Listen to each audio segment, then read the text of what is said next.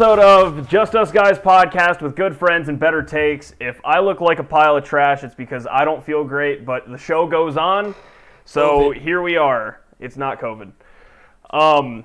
Just want to say, actually I want to ask, how's everyone doing? I know we got two recovering COVID cowboys over here, so how are we? Hey, still not clear for work, so I think I still have it. I don't know. I'm back to normal. The strong survive kind like us, you know what I mean? Yeah. We just keep moving on. All right. Well, again, I'm Ty, Cal, Evan, Cade.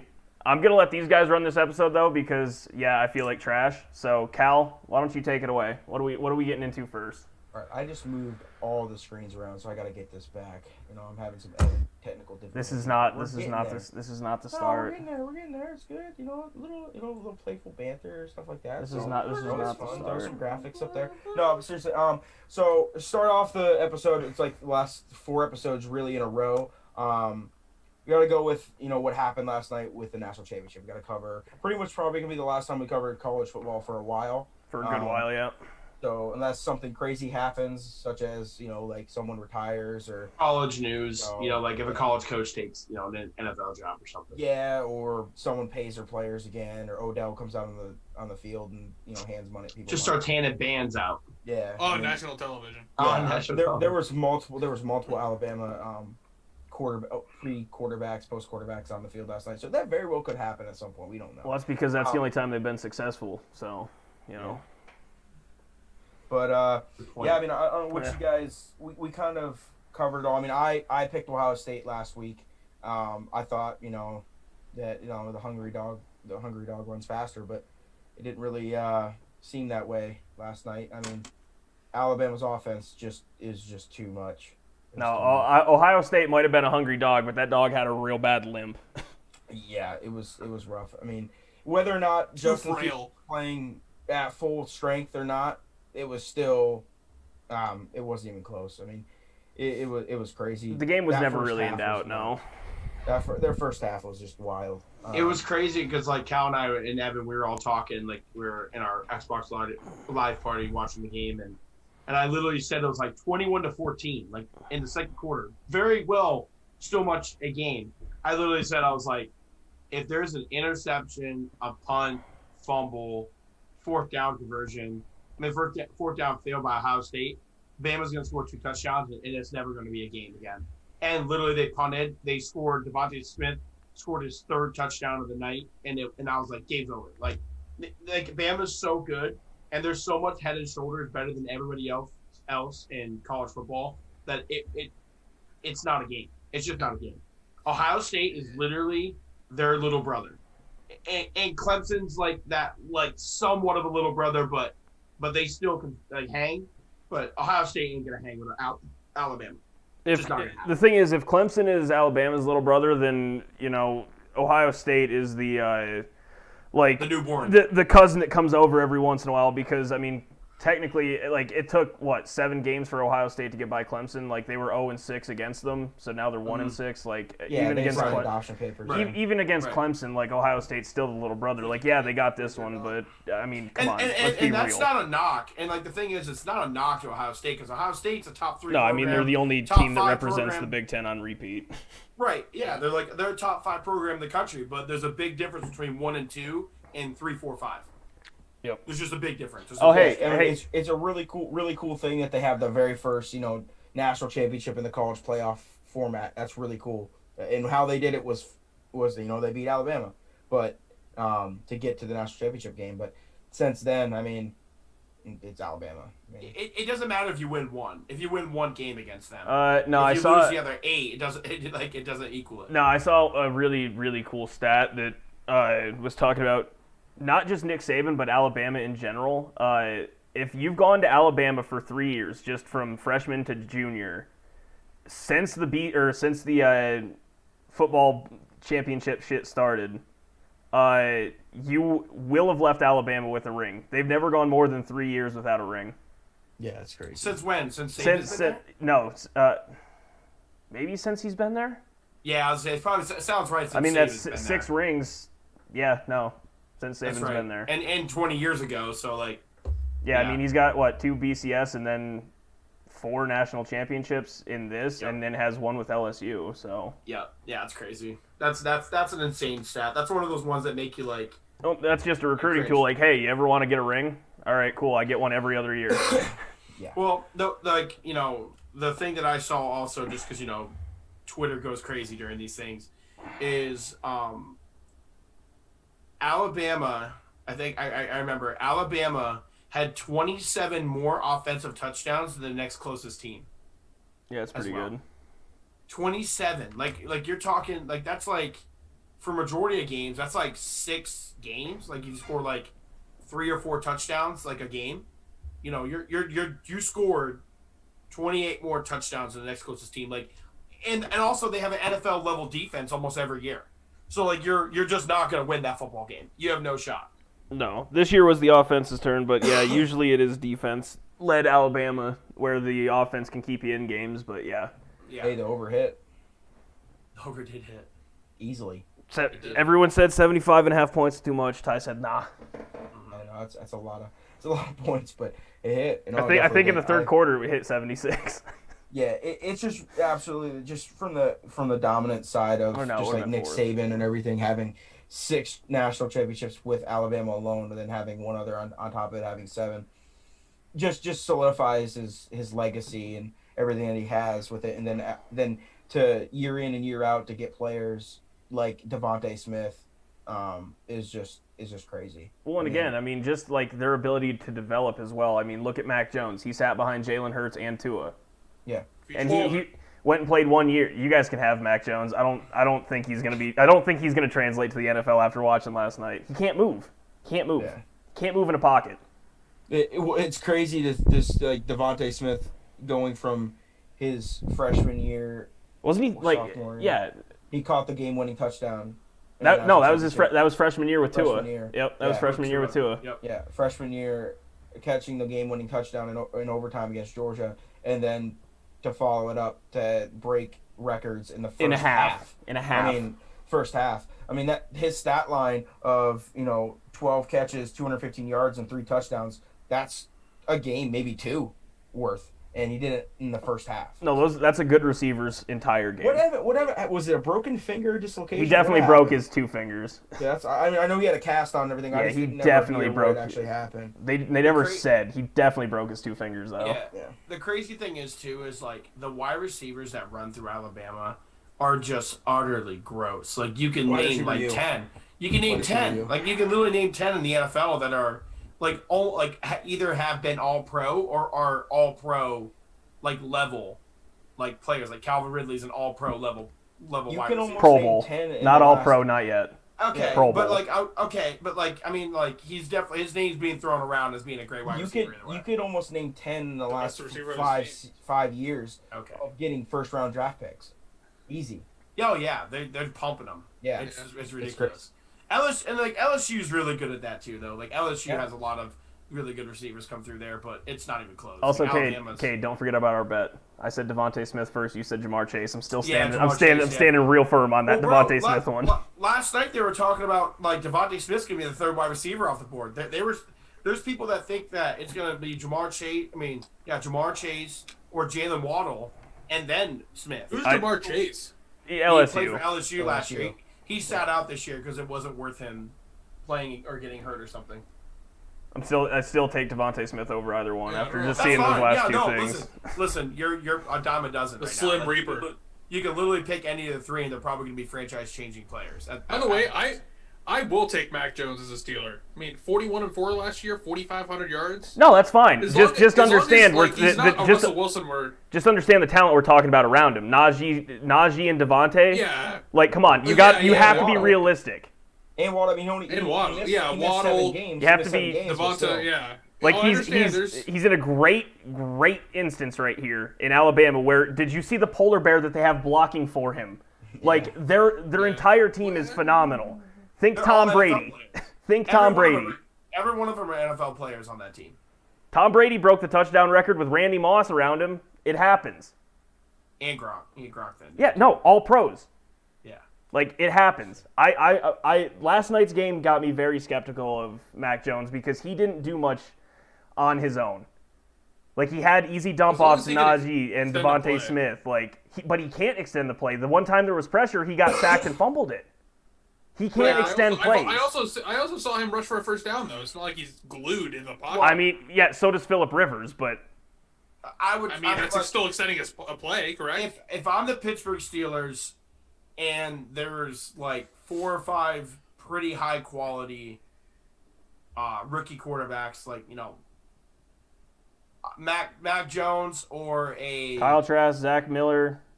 No. I'm not talking about drafting. Wilson. I'm talking about if you have the choice between Mac Jones or like possibly getting a veteran like a Matt Stafford. Like I'm taking Matt Stafford. Oh, I'm taking Matt Stafford. Yeah, that's Right. not even Agreed. Right. That's not even So close. like we need to win now anyway. But that's what the Steelers are going to be picking. The Steelers are going to be picking late in the first round. So you have to like in your mind is like trading the first round pick for Matt Stafford worth Mac Jones, pretty much in your mind. So like that's like I don't think Mac Jones is going to be good for the Steelers because of where they're going to pick him.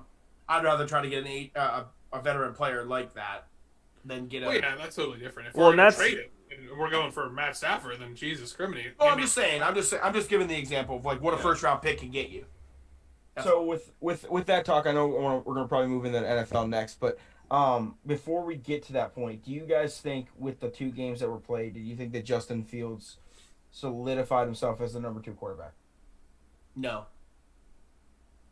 From a grit standpoint, it's hard for me to say no behind Trevor. Me personally, but I would say no. I mean, I don't think he solidified anything. I mean, like he did not play that well yesterday. I can look up his stats. I got They it. get 190, Okay. 195 passing yards. Yeah, and he played a That's great fine. defense. So like, if you're talking a great defense and you put up that kind of number, I mean, it's kind of hard for me to. Yeah, he had 194 passing yards, 17 of 33, 1 touchdown. Yeah, no. His QBR was didn't help his 87. case. Completion It didn't help. percentage of 51. No, that's like an average stat line, to be honest. I mean, It's a below average stat line. yeah, Justin Fields just seems to me like he's incredibly inconsistent. He went off versus Clemson when he had to step up, and really gutsy performance, and hats off to him there. But his performance versus Northwestern was literally trash. You And were then gonna say dog water. You were gonna say dog water. I was gonna say dog water, Yeah, but it's yeah. trash. Hot dog water. And versus Alabama, didn't really step up to the plate much here. So, I don't think it solidified anything either. To be quite honest. I don't think it helped him. If you think about it, the last 2 out of 3 games they played Northwestern, which had the number 1 pass defense in college football. He didn't play well. And then they played Clemson, who definitely didn't have as good of a defense as Bama or Northwestern. And then played Bama and didn't play well again. So, like, I don't think he, like, made his case better. Like, if anything, it probably either left him at number 2 or you're picking, like, Zach Wilson or Trey. I just want to say real quick, bye, Michael. It was a pleasure having you listen for roughly maybe 10 minutes. Maybe 10 Yeah, minutes. 10 minutes. You made it 10 minutes. Yeah, I made it 10 minutes. We love you. We'll be seeing you. I still like Justin Fields. I still think he's very talented. It's just going to be. I mean, it's a gamble with any. The thing is, it's just going to come down to need. He's going to get drafted where he's needed, Right, and if Right. and what the front office is, because like if you're getting drafted by the Broncos, well, guess what? Justin Fields meets none of the Broncos, standards. He's not a which is generational talent. Be at all. 6 foot. Neither was Russell Wilson. Russell Wilson was a 4th round draft pick. I mean, absolutely. I mean, I Third understand round, that. Third round. Put respect Like- on his 3rd round. No, it was 4th. He was a 4th round draft pick. Well, what was Tom Brady? 5th 6th. or 6th? Yeah. Kate, look it up. He was a 4th round draft pick. I mean, 4th round actually makes it. I'm not saying that he's not going to turn out to be anything like. It sounds definitely- like it. It really sounds like it. He can definitely amount to something, but he's not a generational talent like. His Trevor 3rd Lawrence. round, pick 75. So he was All right. close. I mean, he was freaking close before. I mean, Right. you're right on the bubble there. We'll tally it. Anyway, and we'll tally. Okay. Anyway, I think that you take him what you need. Like the Broncos draft tall, lanky quarterbacks, and that hasn't panned out. Why not take a shot on Justin Fields?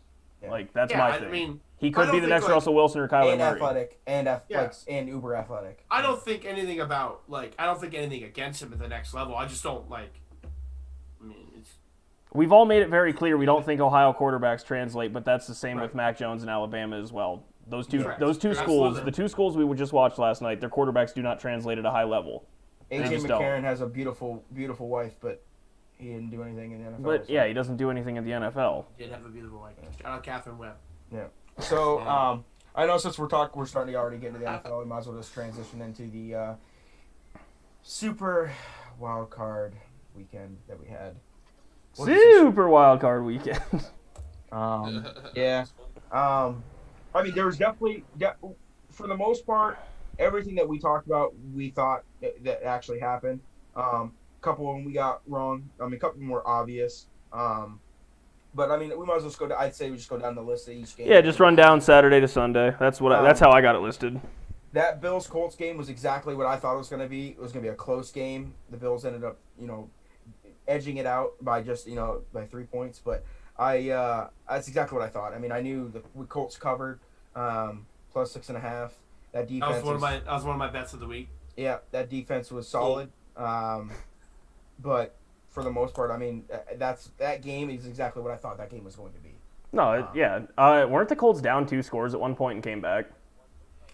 The Colts actually, just because Cal said they were down like 10 or something. That's like what I that. thought. I think they were down 27-16 at one point. So I mean, No, they were down more than that. I thought they were down 4. I thought they were down 2 touchdowns early. Either way, I'm gonna be honest with you guys. The Colts outplayed the Bills, straight up. Like they outplayed them. They beat them in time of possession, rushing yards, total yards, first downs, plays. I mean, they literally beat them. Well, they Frank had their Wright- game play.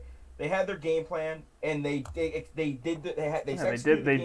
game plan. The Bills were still too much. They didn't But what I'm saying about the Bills is that the Colts missed a field goal, went forward on 4th down on the 4-yard line and failed, missed a 2-point conversion, and they lost by 3. Like, in my opinion, if you would have put cover everything up the score and just went down through everything, you would think the Colts would have won. So that's why I thought the Colts blew the game. Possession. They did everything they wanted to do. They wanted to keep the ball out of Josh Allen's hand. They kept the ball. They ran the ball well. Jonathan Taylor's going to be an absolute beast. No, he's a stud. So I mean, they definitely did. I mean, Phillip Rivers played a solid enough game. Phillip Rivers game. Yeah, no, he did. He played a did. Phillip Rivers game. Just didn't make thing. that play. Crazy thing was that was his first ever loss in a wild card weekend. First ever loss. That is crazy. He was 4-0 going into that game, but he's 1-6 after the wild card. But he's 4-0 going into the wild card, and the Bills handed them their first loss, which on top of it also got their first win in 25 years, which is really cool as well. So Yep, good for them. Exactly. congrats, Bills fans. Yeah, I think exactly what we thought the game was going to be is what happened. I think we all picked the Bills, right? Yeah. Yeah, I just said We picked Colts to +6.5. cover, but Yeah. we all expected the Bills to win. Yeah, I thought it was too much point. Even though the Bills' offense is probably 1, 2, or 3 most dynamic offenses in the NFL, but it just wasn't enough.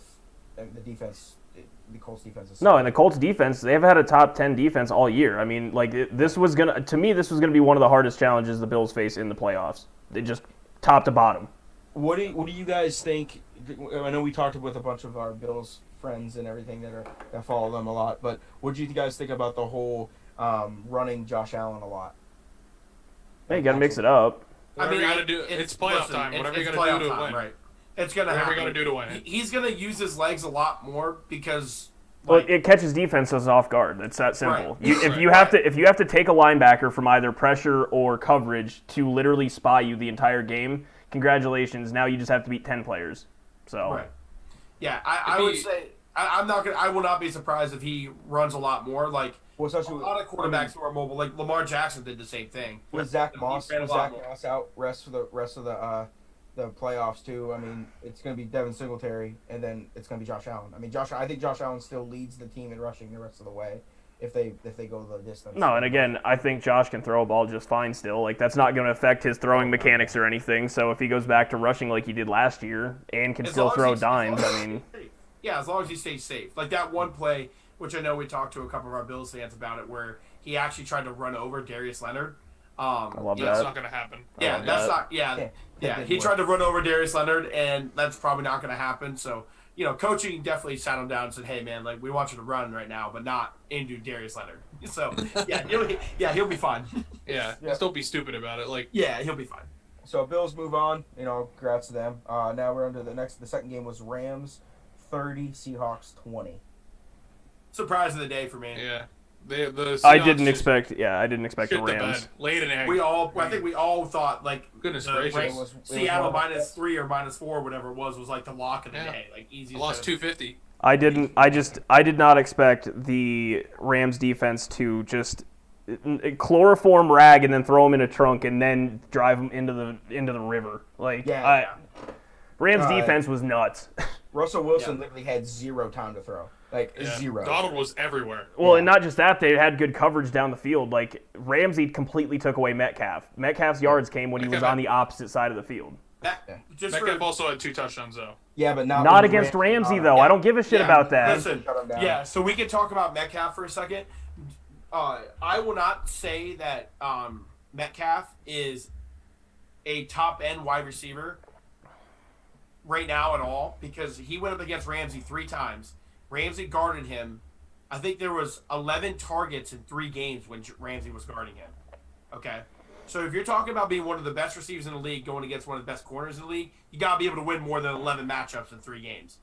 Like Technically, a target isn't a win he's either. still- You can force it. But he has He's 4 still the catches. best.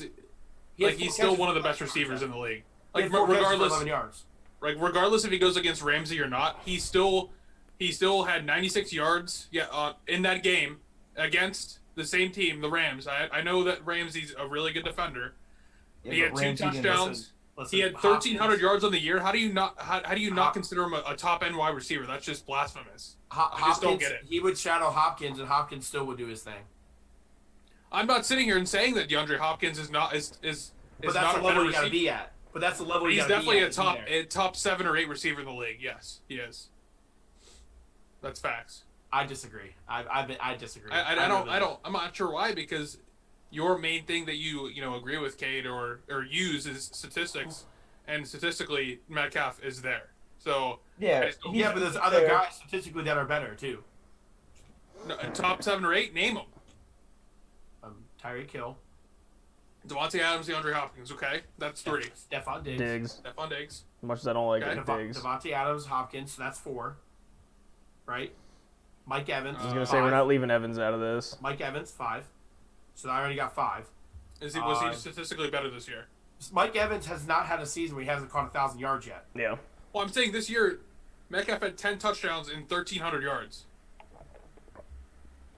Yeah, but For a at the same comparison, time- Devontae Adams in 13.5 games had almost 1,400 Okay, yards and that's great. 18 So catches Devontae Adams is or better. 18 touchdowns. Mike Evans also has 2 other top tier wide receivers. Top wide receivers though. Tight, Top- and the greatest tight end of all tight time. end. Yeah. Yeah. And has another great tight end on that team. Mike as well. Evans had 13 touchdowns. This Braid is a stud. But also Mike Evans has had his rookie year. He had 1,000 yards. He had 1,200, 1,300, 1,000, 1,500, 1,200, and 1,100, and he's caught 61 touchdowns in what? Jeez. 1, 2, 3. 5 He's years? caught 61 touchdowns in 7 years and 106 games.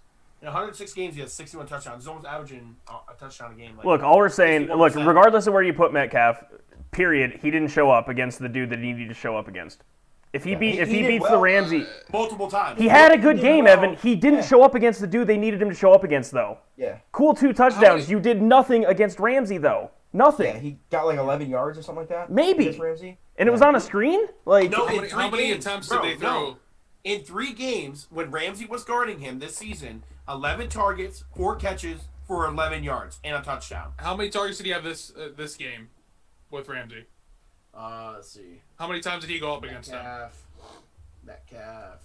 Great. That's I can use the same argument. It's great that Ramsey shut him down the 1, 2, or 3 times that he went up against him. But when he didn't, he still scored 2 touchdowns on the game Why and had can't I almost remember 100 what yards. he's I just don't get where the Jalen? logic is. You can Jalen? use it both ways. I didn't hear you, sorry. Jalen. Is that what you're thinking of? Yeah. I feel like we've said it like 15 times in the last I don't know 5 why. minutes. You guys know like when it happens, like DK. I still think Metcalf, in my opinion, is a top level wide receiver. No, he's a starting receiver for sure. He's your number one option. I still think. Let's not act like this was a great game. He had 5 catches for 96 yards and 2 TDs. That's great. Let's not act like that's a good game. That's a great Let's game. not act like that's a good game. I just said I corrected myself. Okay. Calm down. It's a great game. Thank you. He had 11 targets, 4 catches, for 11 yards. Hey, they played him 3 times. If you're playing, that makes it worse. That makes it significantly worse. Yeah, he's averaging like 3 targets a game. When you have the best cornerback in the league on you. Okay. Like, cool. You beat some other top end receivers then that go against Jalen Ramsey. It's just not fair to attack Metcalf. No, but all I'm saying, my only thing is, like, this is what top end corners do. Jair Alexander did the same thing. Xavier Howard does the same thing. The top of the top do this. But if you're going to be the best of the best in receiving, you need to be able to beat these dudes, period. You need to provide a outlet for your quarterback instead of just shutting out half the field. That's my thing. You're more. I still think he's a top receiver, not being able to do that, just statistically. But moving on, let's move on. Okay, I'm good. Anyway, just what I wanted to touch onto is like it sucks. I don't know if you guys saw too. They Seahawks parted ways with their offensive coordinator today as well. Schottenheimer. Yeah. Which will be curious to see how that transitions with who they get and who they transition with Russell and everything. But is it more? We talked about like the Rams defense dominated, but the Seahawks offense in the last half of the season just wasn't there. Let Russ cook compared to what they did in their start of the season. So since like week 8, they've been dog shit. So yeah. So do you guys think it's more for that game was it more the Rams defense or was it the declining offense of the Seahawks? Yes, to both. Yeah. It was a pretty easy question. The Rams, the Seahawks haven't really offensively been as good as they since like week 7. Yeah, it's been rough. No, week 7 or 8 is quite literally when Russell had like 11 turnovers through a 4-game span, and they never ever recovered from that. I mean, they barely beat the 4-12 49ers in week 17. It's barely. It's also pretty bad, like we're like because we were having a conversation about playoff teams, and I saw like Russell Wilson hasn't won a playoff game in 4 years. Mm-hmm. Like that's and he's been in the playoffs all 4 years, so he's been 0-4 since going to the Super Bowl in playoff games. That's tough. And I think they're only averaging like 17 points per game. The only game they won was against the Eagles. Sorry, he won one game, and it was against the Eagles, and they won 17-9. Yeah, that's still not a... Last year when Carson Wentz got a concussion. No, Russell Wilson, since the Super Bowl, hasn't won a playoff game where his team has given up more than 10 points. Right. It's been 6-9-6. Yeah. Which is all field goals, by the way. Yeah. Like, Russ can't win in the playoffs without a defense. Yeah. I mean, it's looking that way, that's for sure. All right, so the next game, the third game, which was in my opinion, was probably the most fun game to watch. No, it was the most exciting. It was the most exciting game of the weekend. With the Bucks and Washington game, with the duel that no one saw between Brady and Heineke, right? Mm-hmm. Heineke. Yeah. Heineke, yeah. Yeah, that was fun football, and one of the gutsier playoff performances we've ever seen out of a quarterback. Honestly, that was a practice. He was one of the taxi squad players. He was literally getting his degree. Yeah, but he was December. He was getting a degree. Yeah. Yeah, in December he was getting a degree. He wasn't even on it. He wasn't even on a practice squad then. Yeah. He's quote unquote the Washington's taxi squad, which is their COVID squad player that they signed to have in reserve if just in case if someone gets COVID and they shut people down. That what happened to the Broncos. Must have been a fancy taxi. Yeah, it was pretty fancy. Oh, what was it? He was the backup to Jordan Teamu for the St. Louis Battlehawks, so that quarterback room was apparently really good. Do you guys see that? You guys see that video where he was chugging Bud Light seltzers? Yeah. He stone cold Yeah. him. Yeah, It he was stone awesome. cold him. Yeah.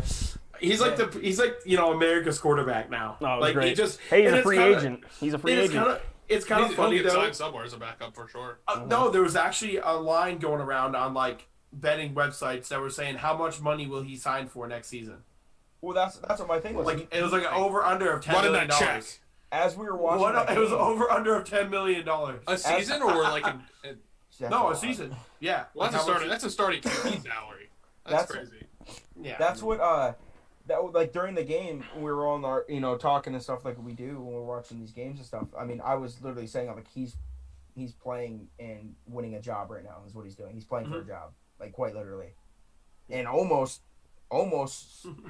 stuck it out and got the win. I mean, honestly, I mean they were one possession away. I mean it's They covered. they did cover. They did cover. Truth. I think nobody covered the favorite spread this weekend. Saints I did. think the away teams were 4-2 did? this weekend. Saints. The Saints did. You're right. Saints That were was it. Saints were minus 9.5.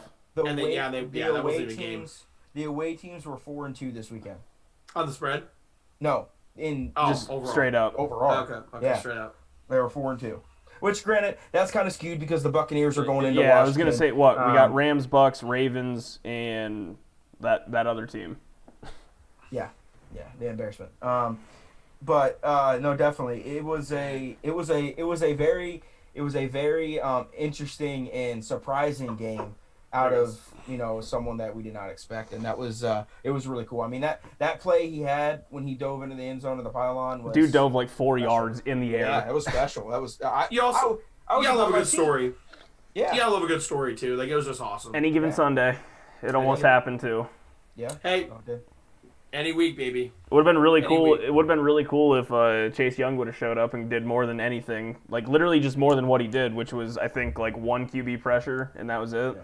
I want Tom Brady. He says, Yeah. "No, you didn't." It's just one of those things where a young, good defensive player should just be more like Aaron Donald than Jalen Ramsey, and I'll say that forever. I'd rather my best defensive player be Luke Kuechly than be Jalen Ramsey or Josh Norman. It Like would've any been day, crazy. any day. It would have been crazy too if Washington would have won.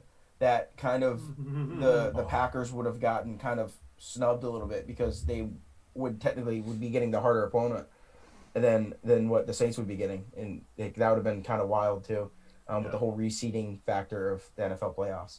Right. Yeah. But that, I mean, either ways, I think the Packers should handle. We'll talk next. Well, yeah, I was gonna about say predictions, but yeah, I mean, with that game, Brady did Brady things and did well. I mean, won another playoff game and set the season. I mean, the record for the oldest quarterback to throw a touchdown pass and the. Can we real quick talk about that graphic? Did you see that? Tom the Brady's cigarette 43? Sandwich. Dog, Wait, can we talk wait. about that? Wait. George Tom Bland Brady's is 43? yes, he's 40. Who knew? No I one never ever that knew. He was 43 years old. What did I know? No, 43 to dude. go. Tom Brady standing next to George Blanda, and both of them being 43, where George Blanda looked like he worked in a coal mine and just ripped the darts all day. The best He one I did. saw was Unbelievable. avocado toast versus cigarette sandwich. Yep. Yeah. And that was one of the funniest things I ever saw. Yep. It was great. No, it's crazy. But, I mean, it's a cool stat. I mean, No, it is a cool stat. We're still seeing him do his thing. Even I at respect age it because I'm that. I'm respecting it because of the longevity, and not many people I don't think are going to be able to do it for God, no. this long. Even now, like I don't see Pat Mahomes doing this until he's 43, but The way he still, plays, there's no way. FYTB. But I mean, for the most part, I think that game. It was a game. It was a great game. But moving on to, I thought it was another great game. One of the better games of the weekend too was the Ravens Titans game, and yeah, I mean, you guys can. I enjoyed seeing the Ravens resurgence. That was, I mean, it was nice to actually see Lamar like command a playoff game instead of flop on the ground like a fish because defenses figure him out. The thing that did suck though is the Titans, I just not wanting to play, or the Ravens just shutting down Derrick Henry. I mean, Tannehill had a good first half, but Henry did nothing the entire game. He did nothing the whole game. Like I said in the Xbox chat, they did the same thing the Packers did in the regular season. No, it was load the box. They took out Derrick Henry and won the game. I mean, in essence, that sounds very simple, but obviously it takes more than just saying, let's take out Derrick Henry. Yeah, but, it sounds simple on paper, but actually executing the stopping part of Derrick Henry is more difficult. I mean, they just swarmed the ball like crazy. It was awesome to watch on a defensive side of it. Like he got swallowed every possession. Well, and on top of it, the mere fact the first three possessions of the games, I thought it was just going to be a runaway. Like, yeah, they were up 10-0. Lamar threw an interception. I'm like, oh, here we go. Yeah, here it is. What a bad pass that was, by the way. Yeah, it was on the wrong side.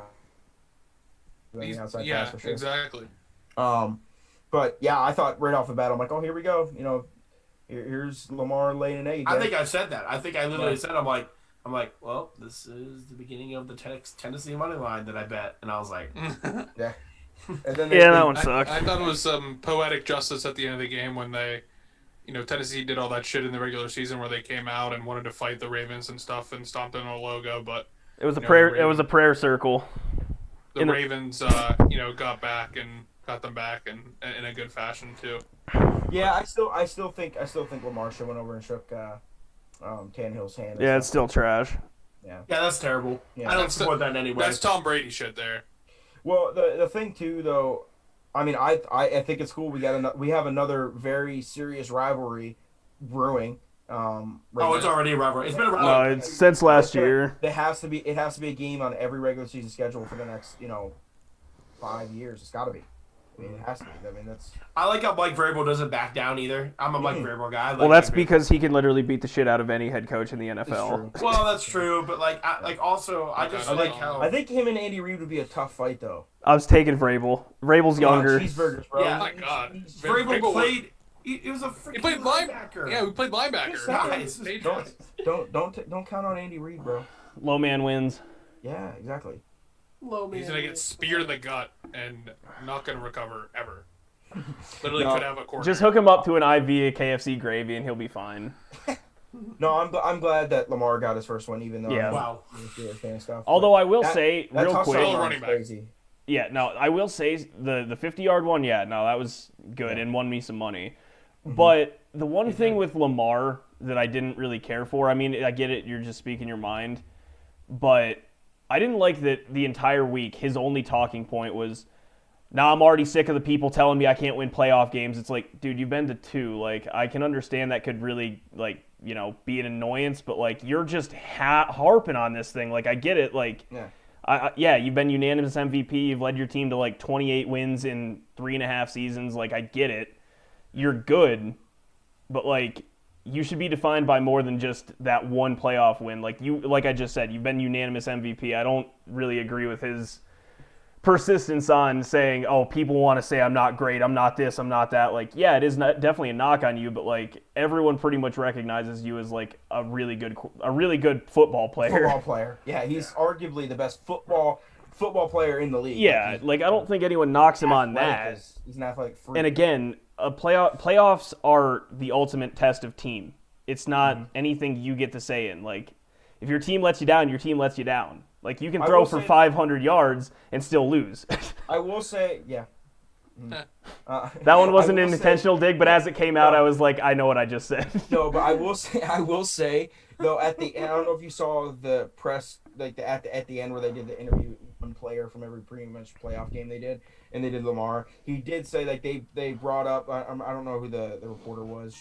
I think it was on CBS. They were on ESPN. Yeah. But she tried to bring up the whole, you were doubted this entire time. Everything was about you, and he did goes, guys, this game was just about the Ravens and Titans.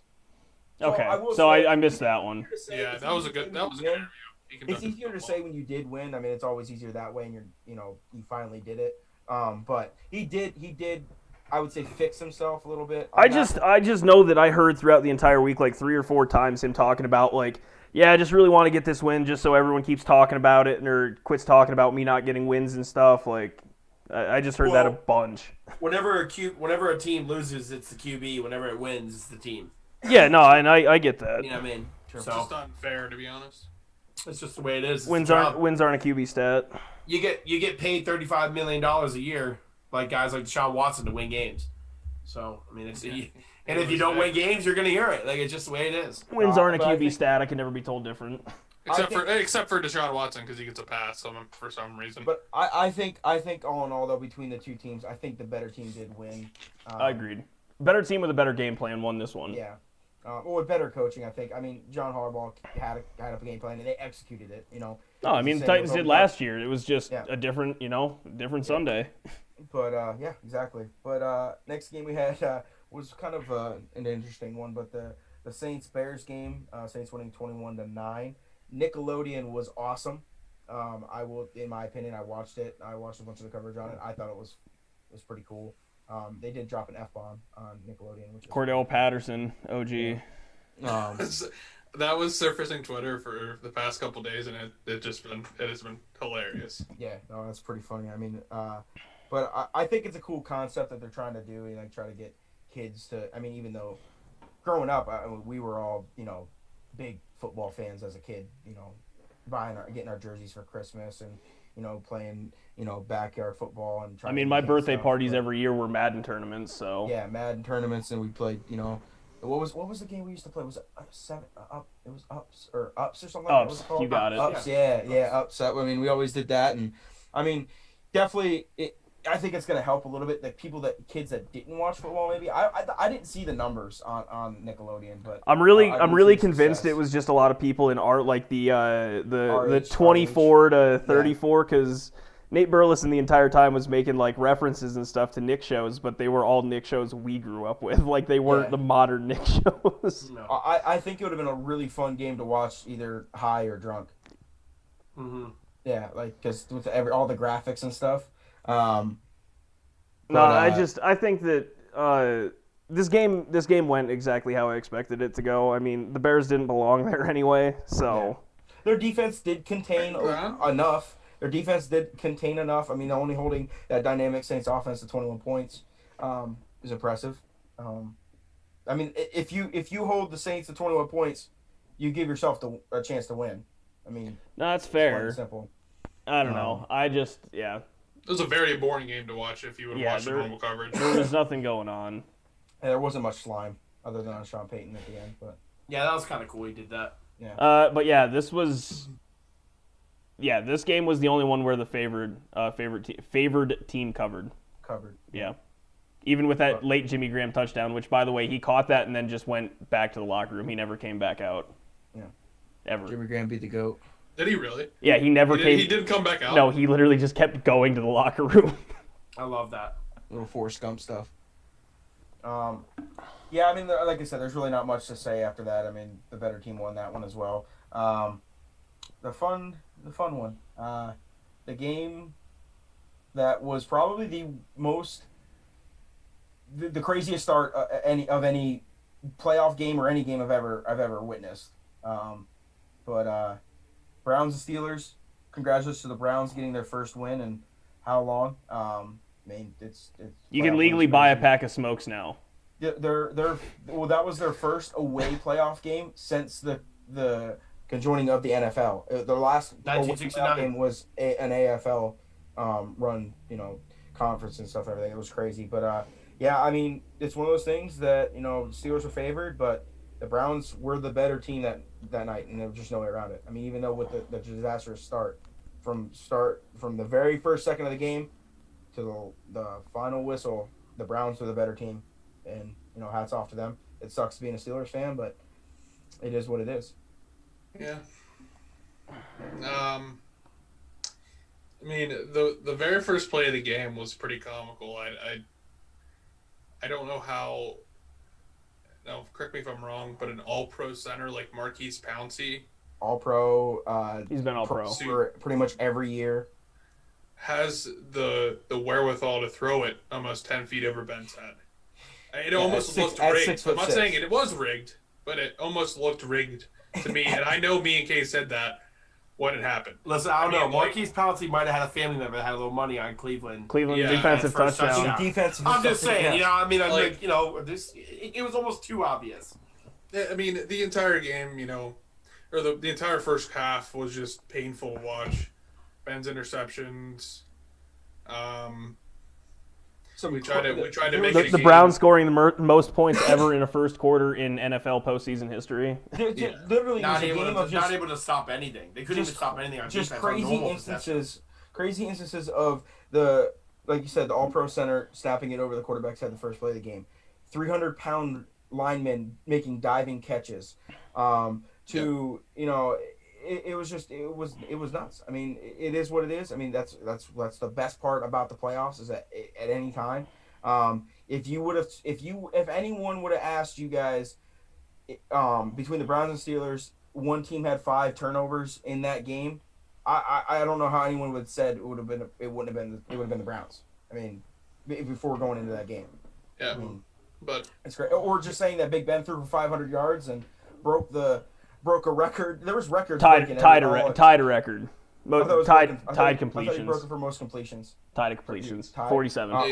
he threw 66 times. Yeah, but either way, the records that were broken in those games and stuff that was happening was wild. And the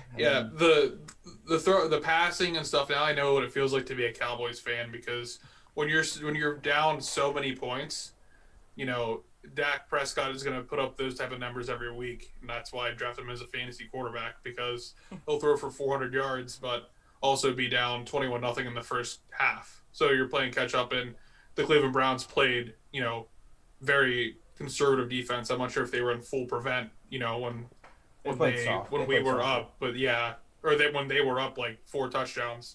But yes. Yeah, it's just playing prevent defense. Exactly. Literally. And then they're going to let Ben throw 15 yards every time, and we march down, kick a field goal, or maybe not convert or something. Time was on their side. When they were 0, time was on their side. Game was over. Yeah, it's the bend don't break defense. You'll give up everything until the red zone, and then you actually start playing defense again. Right. Yeah. The saddest part about it for me is that it very well could be Big Ben's last game ever, or even the last game as a Steeler. I was just about to say, do we as a group of people think that we saw the end of an era? I don't think Big Ben's done, but he absolutely, if he wants to come back and play, he has to restructure his deal. He's owed $41.3 million this year. Yeah. Of cap hit. Cap hit. Yeah. Yeah, no. So the Steelers would be dumb to pay him $41 million. No, if he wants to come back to the Steelers, which I don't think Big Ben would ever want to go anywhere else, he has to restructure that deal and take less money, or the Steelers just say beat it. There's no in between on this one. Because $41 million is too much of a cap hit. That's approaching Matt Ryan numbers. Yeah. That's literally Pat Mahomes. You're paying for Pat Mahomes, but getting Big Ben. Oh man, that's hard to swallow. The Steelers right now, could very well just blow it up. 3 of their 4 best players. I mean, you could call Dupree one of the 4th best players of the team. I don't know. It's probably close. In my opinion, he's probably 3rd best player. Yeah, it's close. So 3 of the 4 best players have expiring or no contracts, right? So Ben, like you said, $41.4 million owed. That's not going to happen. TJ Watt, he's a free TJ Watt. Well, yeah, TJ Watt. He's going to get paid. He'll get paid. He'll get paid by us. He'll get paid. Juju Smith-Schuster, also one of the best players on our team, and Bud Dupree. We have the option to, I believe, franchise tag Bud Dupree, but if we lose all 4. I mean, we're screwed. We're screwed. So we might as well just rebuild then. From an organization standpoint, you personally should probably move on from Big Ben. Not saying Big Ben's I agree. Not saying that Big Ben's not liable enough to make it to the playoffs again and win, but he just had a major injury. He was banged up all season. He's 38 years old. He's had a ton of injuries in the past. The only thing that sucks is how his last game would possibly go. Yeah, that would be the only thing that sucks. Everything else, if they would have played a normal game, lost straight up to the Browns, hey, it happens, nothing weird, and it would be a lot better feeling riding off into the sunset. But to lose it the way he did, and especially lose to the Browns that way, probably makes him want to play again. But he shouldn't. He really shouldn't. He should not be a starting quarterback next year for almost any team. That's the thing that scares me the most. Is that not scares me? It just makes me gives things a bad taste in my mouth. Is that he's probably, if he he's gonna want to come back. I feel like the competitor in him, even though he's sitting on the sidelines with Marquise Pouncey crying at the end of the game and stuff. I think as a competitor, he's gonna want to come back, and I think as an organization, we need to tell him no, and that's gonna make it so he's gonna go out on not on his own terms, and I think that's one of the worst things to end your legacy on is not going out on your own terms. It's really hard for anyone to do that. You know, Tom Brady didn't go out on his own terms in New England. And if there was any precursor of him not wanting to come back, it was him crying after the game on the sideline because he probably thought this was probably it for him. I think with the center that they promised each other that they are once they're done, they're both done. No, Like, I think a a lot of it has to do with is he's 100% had those conversations at home with his family. I mean, he's been having that since he was like 35, dude. Right. Yeah. So like, if you feel that emotion right then and there, that means it's 100% in the back of your brain that like, hey, you know, this is most likely it. It sucks that this happened. You know what I mean? He proved that he came back and performed at a high level after his Tommy John surgery. You know, he proved that he could still, you know, make majority of the throws, not all of them, but make majority of throws. You know, led our team to what we did. You know, we fell off the last 5-6 games. Still did stuff that broke Steelers records and stuff like that, and he did what he needed to do to solidify that he could do it. And I think it's just it's tough. I think it's time. And either draft a quarterback or we get someone like we said before, Stafford, or somehow sneak Deshaun Watson in there or something. I don't know. It'd be nice. Yeah, if we can. I don't know how we would play with the money wise, but if we could keep T.J. Watt, Juju, and Bud Dupree, which is going to be a long shot, and sign Matt Stafford. Obviously, we're still in the win now phase, but that's almost like a dream thing. Like that, I don't even think that could happen. That's a lot of money. I don't even think that could happen. To tie it up in 4 players, and you still got to you still got to dress 48 other players. Right. Yeah, listen, I'm gonna tell you right now, the Steelers chalked Bud Dupree, like it's done. Like they chalked him. Especially with torn ACL. They paid him $15 million this year, but you gotta remember they were still paying, like you said, Juju a rookie contract. James Conner's a free agent this year. Yeah, James Conner's probably gone. They're not gonna be able to bring all those guys back. They're going to have to let some go. Hey, you guys can sign Aaron Jones because he's probably not coming back with the Packers. We just don't have enough money. We're not gonna. Yeah, well, he's gonna ask for a shit ton of money. Yeah. And you don't ever overpay a running back. Ever. No, I love Aaron Jones, and he's going to be one of my favorite Packers of all time. But, I mean, we got Jamal Williams on a rookie deal still, and A.J. Dillon. Well, I mean, exactly. Najee Harris is going to be available in the late first round, too, Ty, depending where Green Bay finishes. Yeah. So, exactly. Exactly. He's projected to go to the Saints right now, which would be a nasty duo between him and Kamara. Every good organization that would be insane.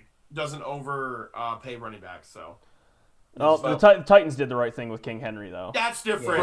Yeah, that's different. When you have a running back that rushes for 2,000 yards. And Dalvin Cook. Dalvin Cook is another one. The Minnesota signing Dalvin Cook was a good one. 2 running backs in the NFL right now that are worth that money. Yeah. 2. Zeke ain't. Look at Zeke. He is. Yeah, he's fat. Hey, but he's got a feed me more tattoo. Yeah. But yeah, I mean, all in all, that was a super wildcard weekend. It showed that anything could happen on any given day in every given game. God, I just wish the Washington Red. Yeah, I got you. Football team would have won. WFT. There you go. WFT. No, it was good. Red football team. I'm super excited for these coming up. These games coming up this week. I think there's going to be a couple. There's definitely going to be a couple really good ones. There may be 1 or 2 lopsided ones, but. I think we can just go down through and talk. Yeah, let's start. Let's kick it off. Let's get it. Saturday first. Saturday, 4:35. Ty, if you want to start off with the Rams versus Packers. Packers minus 6.5. Over under is 45.5. Yeah. So Packers. I just like the Packers. I don't know about the points, just because of what the Rams just did to the Seahawks. I love the game though. Jared Goff. Never thrown a touchdown in under 30-degree weather. It's supposed to be a high in 19 in Lambeau Saturday. He's gonna have a messed up medically repaired thumb that's going to hurt even more. Out there. It's gonna hurt even more. We've already proven we have a formula to stop the run. So as long as we can do whatever we did against Derrick Henry against Cam Akers, then I I don't see how the Packers lose this. The only thing I even give a remote hell about is Devontae Adams meeting with Jalen Ramsey. I'm so excited for that matchup. I'm watching that the whole time. Yeah. Yep. I don't know how the Packers defense stacks up versus the Seahawks.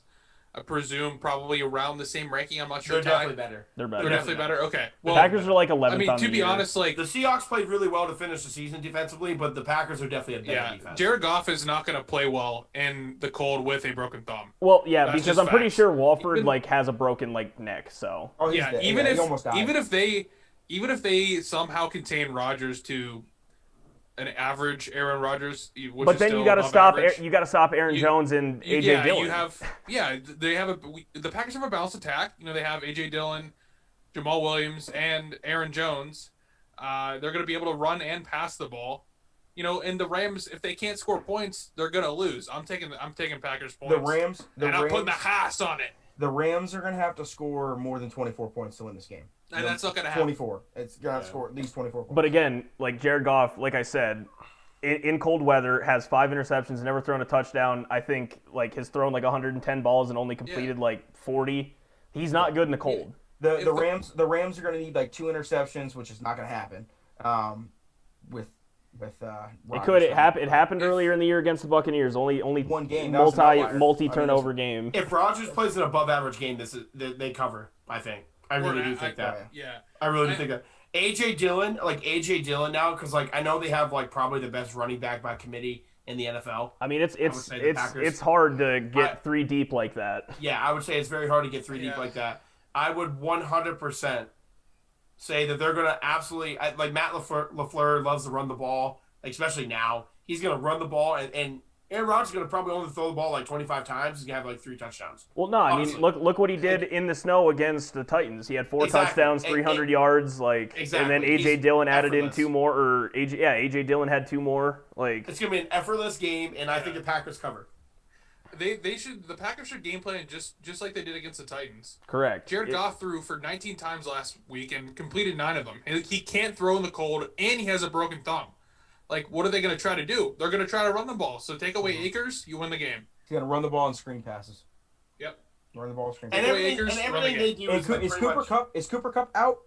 I'm pretty sure Donald is going to play, but he's got fractured ribs or something. Yeah, he's playing no matter what. He doesn't give a shit. Goff is also listed as questionable, but they don't. They have Blake Bortles. No one. They have Blake Bortles. Yeah. Hey, though. I know. He does have a playoff win. I know. I think 2. He's got 2 playoff wins. He does have 2 No, playoff because he wins. got to the champ. Yeah. Yeah. He beat someone, then he beat who? He beat the Steelers, beat the Bills. That's right. Yeah. And Cooper Kupp is listed as questionable with a knee injury right now.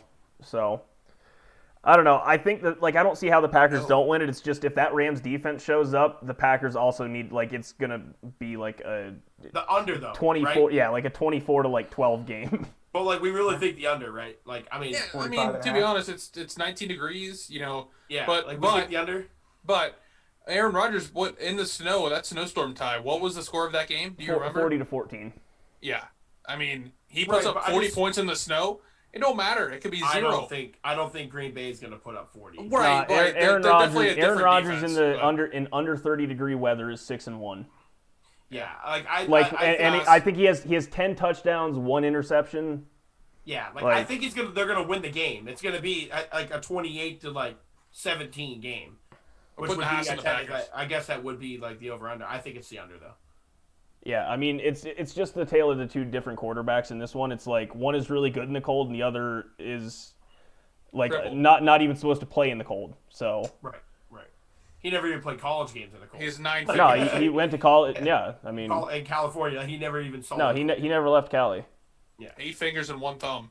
All right, what's the next game? Next game we have, I think, the game of the week. Is the Ravens versus Bills. I think this will be the closest game. Bills -2. Bills -2. Over under is 50. Over. I literally might parlay I'm demolishing the over. Over. Yeah. I think. It's 50. This is going to be. I mean, obviously the Steelers and Browns game should have probably been the Nickelodeon game. I think this one should be the Nickelodeon game because there's going to be a hella slime. like everywhere. Where they do That's slime true. after every touchdown? Yeah, every Slime touchdown. zone, yeah. Yeah, slime zone. I think so I'm probably gonna go against the grain here. I got the Ravens money line. I got the Ravens +2. I got the Ravens to win the game. You win the most money doing that. You do. Yep. Yeah, you do. It's not just that, but I think that like the dynamic of J.K. Dobbins and Lamar Jackson running game. The Bills' run defense is horrid. Like they're not good against the run, and I mean like. I don't know. I just really feel like that Lamar Jackson's going to make enough big plays. I think it's going to be a shootout. I see like both teams in the 30s easy. Both teams are in the 30s easy. But I do think that Lamar Jackson and I think the Ravens are going to win the game. That's actually one of my bets for the week. So I think I'm it's taking the Bills. either way. Yeah, it's the Bills. It's a tough one for me. It's a toss-up, honestly. Whoever scores the most points is probably going to win, in my opinion. I True. hate you. True. That was Literally it. hate by the you. way. that was it. Yeah, Cal's been playing with it. Yeah, nice. whoever scores the most points in this game is gonna win the game. But I mean, it's a toss up for me. I really don't. No, I think both are good stories. I mean, obviously, if the Bills move on, it's gonna be a better story than the Ravens. But getting Lamar and moving on and everything like that. But I don't know. I don't know who I like better against. If Kansas City does beat the Browns. I'm taking them. Who's going to be a better matchup? It's going to be a fun game either way between the Ravens and Bills and of Kansas City. How awesome would it be if it be a Bills Browns AFC Championship game?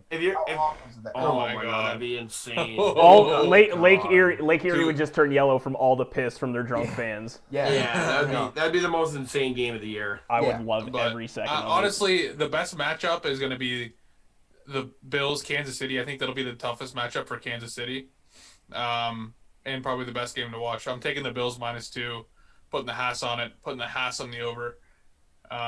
Under on Lamar Jackson's passing yards though. Lamar Jackson, Yes. yeah, has historically performed bad in the playoffs. 1 and 2. Josh Allen is a much better quarterback. Can also run and throw. The Buffalo Bills defense is better. No, No, it's not. No, it's versus not. the Ravens? The Ravens are a better defense. Yes, Where are they ranked? Let's look. I'll look it up, but I'll make sure. But go ahead, keep going. I'll make sure. I'll come back to you. Well, I'm looking up too. But the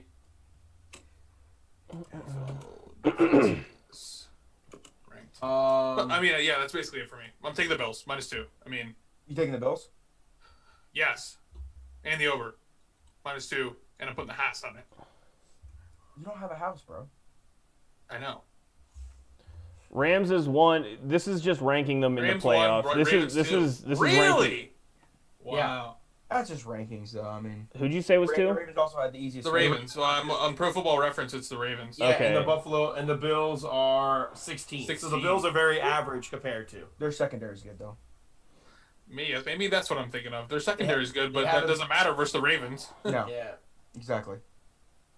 Really? but yeah, Wow. I didn't know I that think was... that game. I'm glad that's the night game on Saturday. It's gonna be fun to watch. I'm already gonna be blackout drunk if I can beat this bug. So beat Yeah. the COVID. Even if you don't, just get. I'll mail you my inhaler that I use. And there we go. Yeah. No joke. I'll always say, a little sniff of whiskey clears that nose right up. You know what I It mean? does. It always does. But yeah, that's gonna be a good one. That yeah. All All right. Let's Paraphernalia. get Sunday. Sunday at 3:05 p.m. The Cleveland Browns versus the Kansas City Chiefs in Arrowhead. Kansas City opened up at -10, 10-point favorite, and an over/under of 56. Under. It's a lot. That's the thing is that's a lot of points going to the Chiefs, and I think it's completely justified. But my rebuttal to that is the Chiefs haven't covered a spread since like week 7 of the NFL season. They have played a lot of close games. They've played a ton of close games. Like I think it was right around there, maybe like minus I think like 16 or 17 against the Jets. To be fair, it's the Jets. I understood that they were still defeated at the time. But, I mean, even teams like they should easily be covering against, like Jacksonville and other teams, like they just weren't covering. So I'm not going to say take the Browns, but take the Browns because the Chiefs don't know how to cover anymore. I think it's. I think they were minus 19 and a half that game, Ty. Was it? The Chiefs. Yeah, I remember that line because it was crazy. I think that the fact is that I said it. I don't know if I said it on the podcast, but I said it to you guys when we talk all the time. That the one team that I did not want to play as a Steelers fan was the Browns in the playoffs, and it showed why. They are one of the teams that slid under the radar as one of the hotter teams coming into the playoffs, in my opinion, and where a team as the Chiefs sat their starters the last. Pat Mahomes had 3 weeks of rest. Hey guys, last game of the season, and then didn't play. I had a bye this week, and then coming into this game where the Browns are on a high note.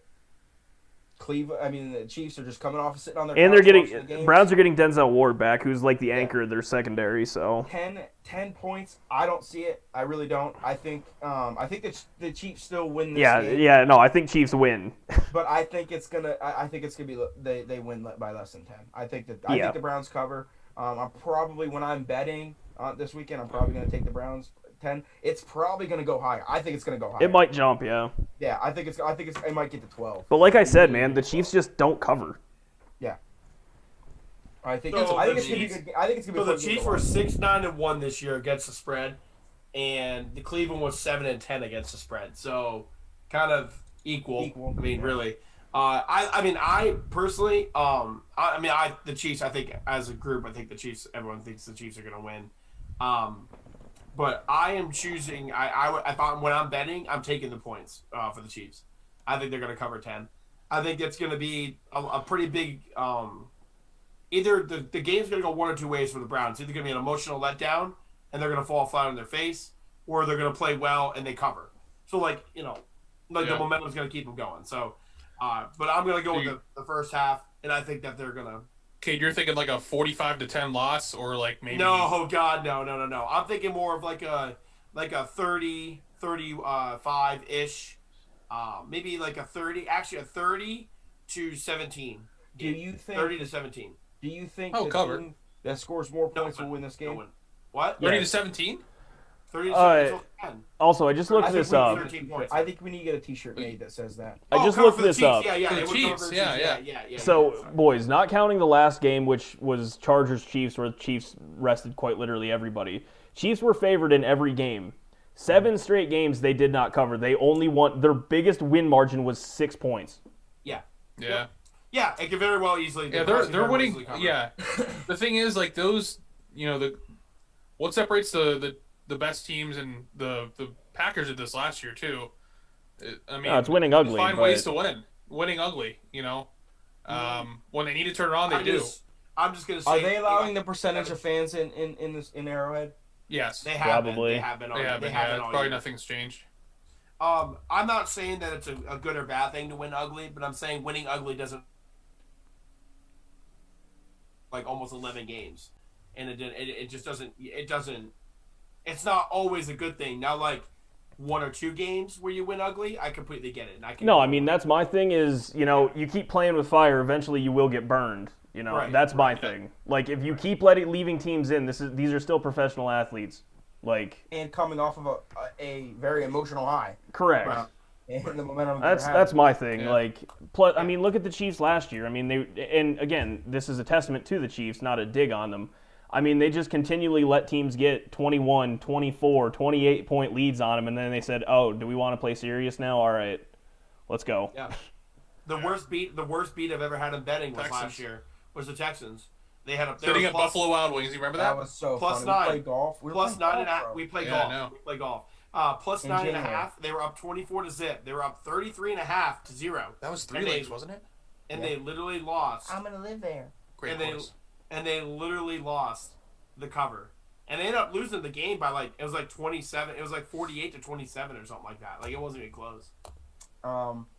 Yeah, I think we all think that it would be cool to see the Browns win. I tweeted it out this week that I want them to represent the AFC North well. But I think that the Chiefs are gonna. No, I think the Chiefs are just too good. Yeah. I know. It means a lot to the world. Really influential, But the 6:40. So everyone who's watching this, it's not an 8 o'clock game. we're listening, it's not an 8 o'clock game on Sunday. It's a 6:40 game, so you can get to work on Monday, bright-eyed and bushy-tailed.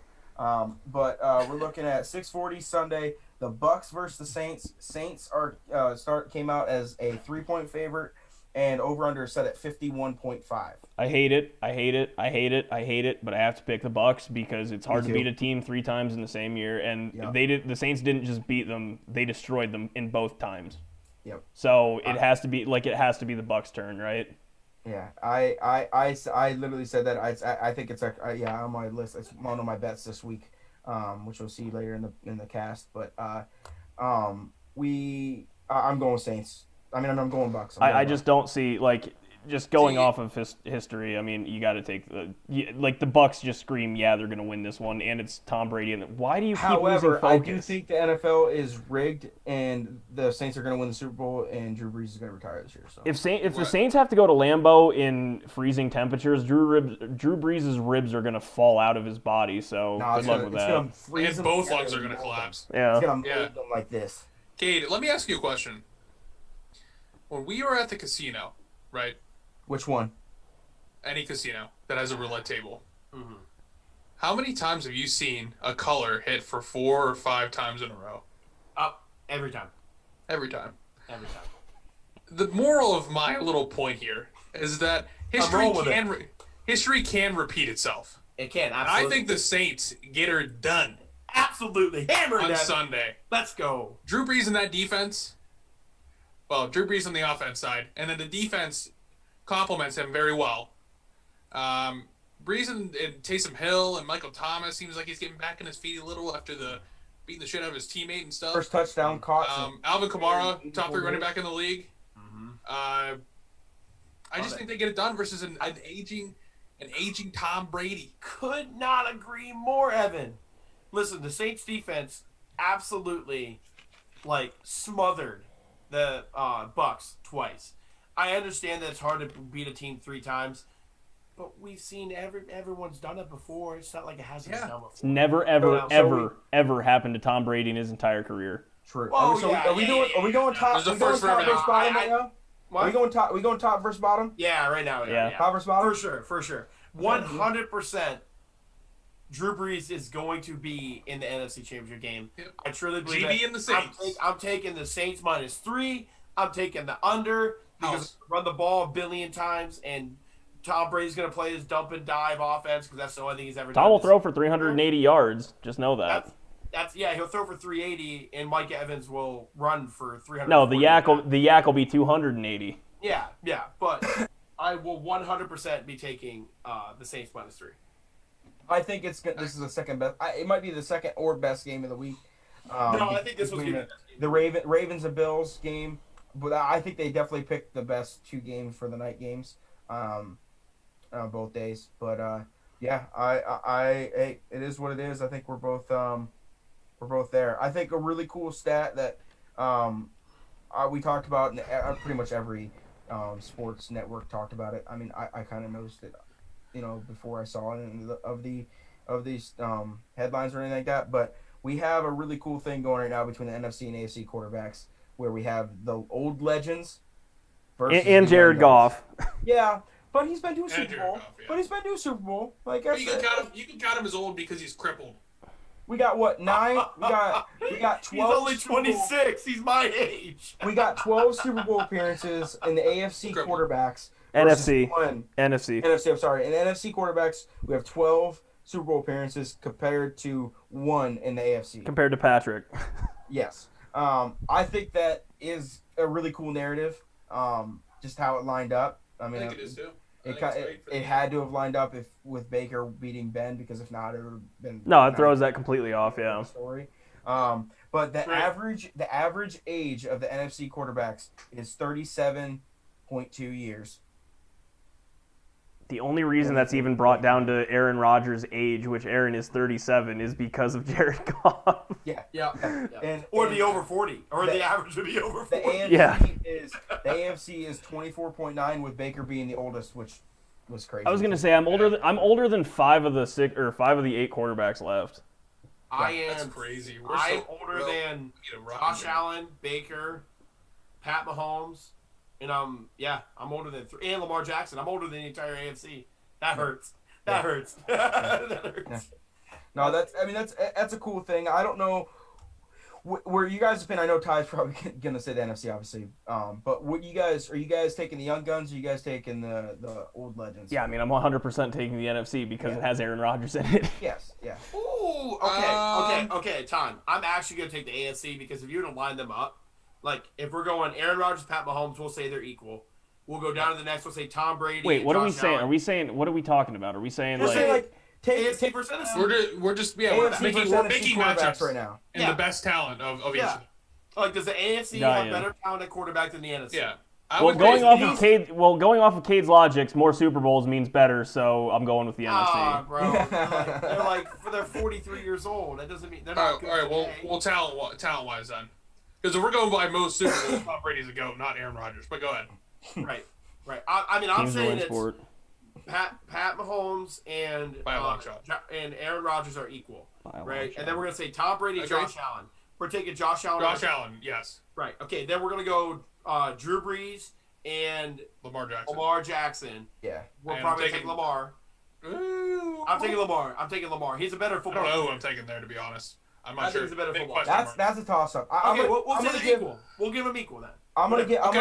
gonna give one to the NFC, giving them and taking. All right, but then we're gonna go Baker Yeah. Mayfield versus Jared Goff, and I'm taking Baker right now. And I'm taking Baker because Especially with the Jared broken Goff is hand. hurt. Yeah. Especially with the broken hand. Exactly. Yeah. So It's still That's It's pretty 2v2, cool. 2-2 or 2.5 to, Yeah. or I don't know what I'm trying to say there, but I mean, 2.5 versus 1.5. You got it. yeah. But I mean, it's a cool narrative. It's cool. it It's is. a cool It's a very cool narrative. narrative. I thought that was just. I mean, nothing. We don't have to obviously talk about too much of that, but I think that's pretty cool. No, it is a cool narrative. I think it's ultimately. I really think a really cool Super Bowl between Aaron Rodgers and Pat Mahomes. The 1 and 2 in the MVP race, I think would be really cool. I mean, even with the Aaron Rodgers. You just triggered Josh all of Allen. Bill's Mafia. That's fine. Yeah. He's 1, 2, or 3. They're 1, They're 2, or always 3. triggered. They live like They live trigger. They've been They terrible live for like the that past way. 25 They're years. 1, 2, and 3. It's 1, 2, and 3. You can. I mean, obviously, I think Aaron Rodgers is the names, but I think you can interchange those. But anyways, either way, Aaron Rodgers and a Josh Allen Super Bowl would be awesome too. Either way, but I think for the most part, when it Can you comes to imagine the State divisional Farm's games, commercials though? yeah, It'd be State Farm awesome. would Good. It would be Oh, man. awesome. It would State be Farm, lit. State Farm is sitting there praying every day, like, God, please, Aaron Rodgers, Pat Mahomes, make the Super Bowl. Please, God, make it. Yeah, yeah. The Yeah. absolute Be promotion. the next level of marketing for State Farm. I mean that State Farm agent dude is ripped, by the way. Oh yeah, he is. He also does commercials for Oh, he's Hyundai. a hot commodity he's- right now. He's got like 4. My he's got- favorite he's got dude's like 4 Jake. brands. He wears khaki pants. He's like one of us, you know. All right, He's let's from State let's Farm. move on to the NBA. Do you want to touch base at all about what the Eagles did or no? Eagles fired their coach. Yeah. Yeah. We kind of saw that I coming. think the cool thing. I They think chose Carson, which is the right Yeah. move. I think they did the smart thing in choosing quarterback over coach. The Talent over. rumors about Robert Salah. Is that how you say his name, Salah? Mhm. So, Defensive coordinator for the 49ers. Niners. Yeah, I think me personally, I would love that hire. I would love that hire because then you could get an offensive coordinator where that's his offense, not an Yeah. offensive coordinator. And plus, where they're the kind of mixing. I'd rather have a defensive head coach and then give me an offensive coordinator. Yeah, and you lost your D coordinator too. So I mean, Jim he retired. Jim Schwartz is gonna probably retire. Yeah. So I thought he did. He well, stepped away. He made it stepped official. away for a year. Well, he stepped away for a year. He didn't officially retire. But either way, I think it's pretty cool that that this smart decision to go through taking their quarterback. They're taking the talent over Right. someone who's we Well, don't know. listen, what also It's just don't an forget- ugly. It's just an ugly they have a quarterback statue room of- there in Philadelphia. I It's mean, actually how? not. It's actually clear cut, really, for any coach that comes in there. It's gonna be clear cut. Oh yeah, well, I know Carson's gonna be the starter, but Yeah, like it's he's been not that benched ugly. and No, I'm And more shit on interested to see, 2017 I'm and more stuff. interested to see where Carson comes out mentally than any Right. any I agree. strategy or I- anything. If I had to guess, yesterday's news was amazing for him to hear. I don't think he doesn't want to be in Philadelphia. I just don't think he liked what the situation was, and he made that known. They weren't picking him. he'll be competing for his job in training camp. I do not think so. I I mean, don't he lost think it so. last year. He He didn't lost lose his his job. job. He didn't lose his job. Then what happened? That was a Hail Mary pitch from Doug Peterson because he knew that this was not what the Eagles. Listen, the Eagles. I wrote this down. The Eagles fired their last 4 head coaches with all winning records. All winning records. So he knew that one bad season in Philly is like having 3 bad seasons in anywhere else. Yeah. Like they just weren't going to put up with it. And like I saw Dan Orlovsky or Stephen A. Smith, they were talking about it. They said today that yesterday said it's crazy because like someone like Tom Coughlin for the Giants had like 4 consecutive no more than 5 win seasons, and he was still a head coach. Doug Peterson missed the playoffs for the first time in 3 years, went 4-11-1, and he was on the hot seat.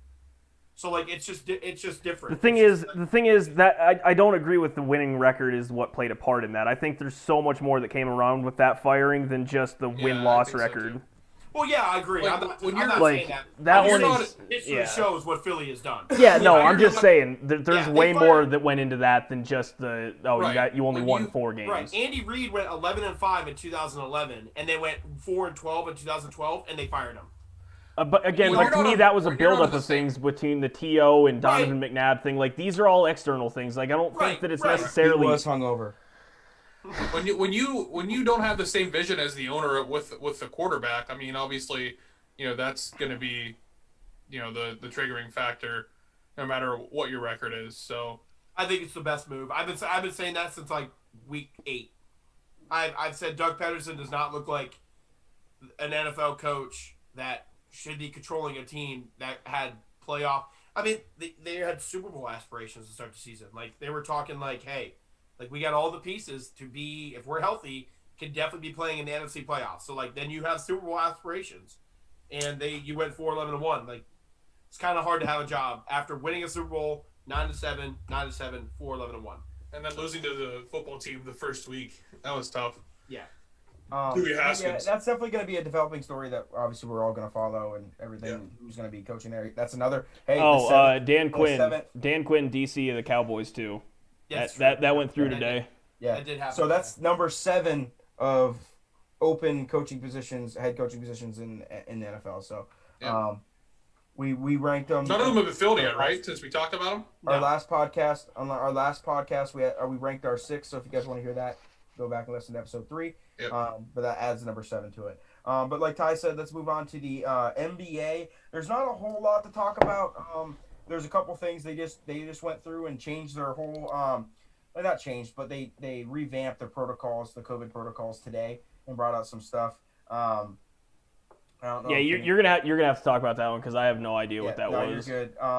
We can talk about the protocol stuff first, and we can jump down through it. Cade's got some stuff that he wants to bring up about our favorite player, Kyrie Irving. With the new protocol stuff, they went through while at arenas or at any practice facilities, pregame meetings in the locker room can't last no more for 10 minutes. They can't last any longer than 10 minutes, except for if they're in a big enough space that every single person can be within 6 feet of each other. So if they want to stretch out the entire basketball court, go ahead. But you're going to need a megaphone for that. I get it. But, I mean, setting a time limit, is 10 minutes going to change whether you get COVID or not when you're around the same people every single day? Yeah, no, that's kind of my thought. Go ahead. My thought is like the problem lies in a lot of the things that happen in the NBA that aren't on tape. Like we've both seen James Harden, Kyrie Irving had a video on Twitter today about him with a bunch of people and his family birthday party. Family. But they were at some type of, it looked like a strip club to be honest, but I don't think it was. And then of course James Harden and the strippers and stuff. That's the biggest problem. I mean, these little minute changes they're making to, when they're all together as a team or during game day, I'm sure just like the NFL that the NBA probably has some type of mask police, right? I mean, we would think. Much. They're constantly monitored. They're going to have their masks on and stuff.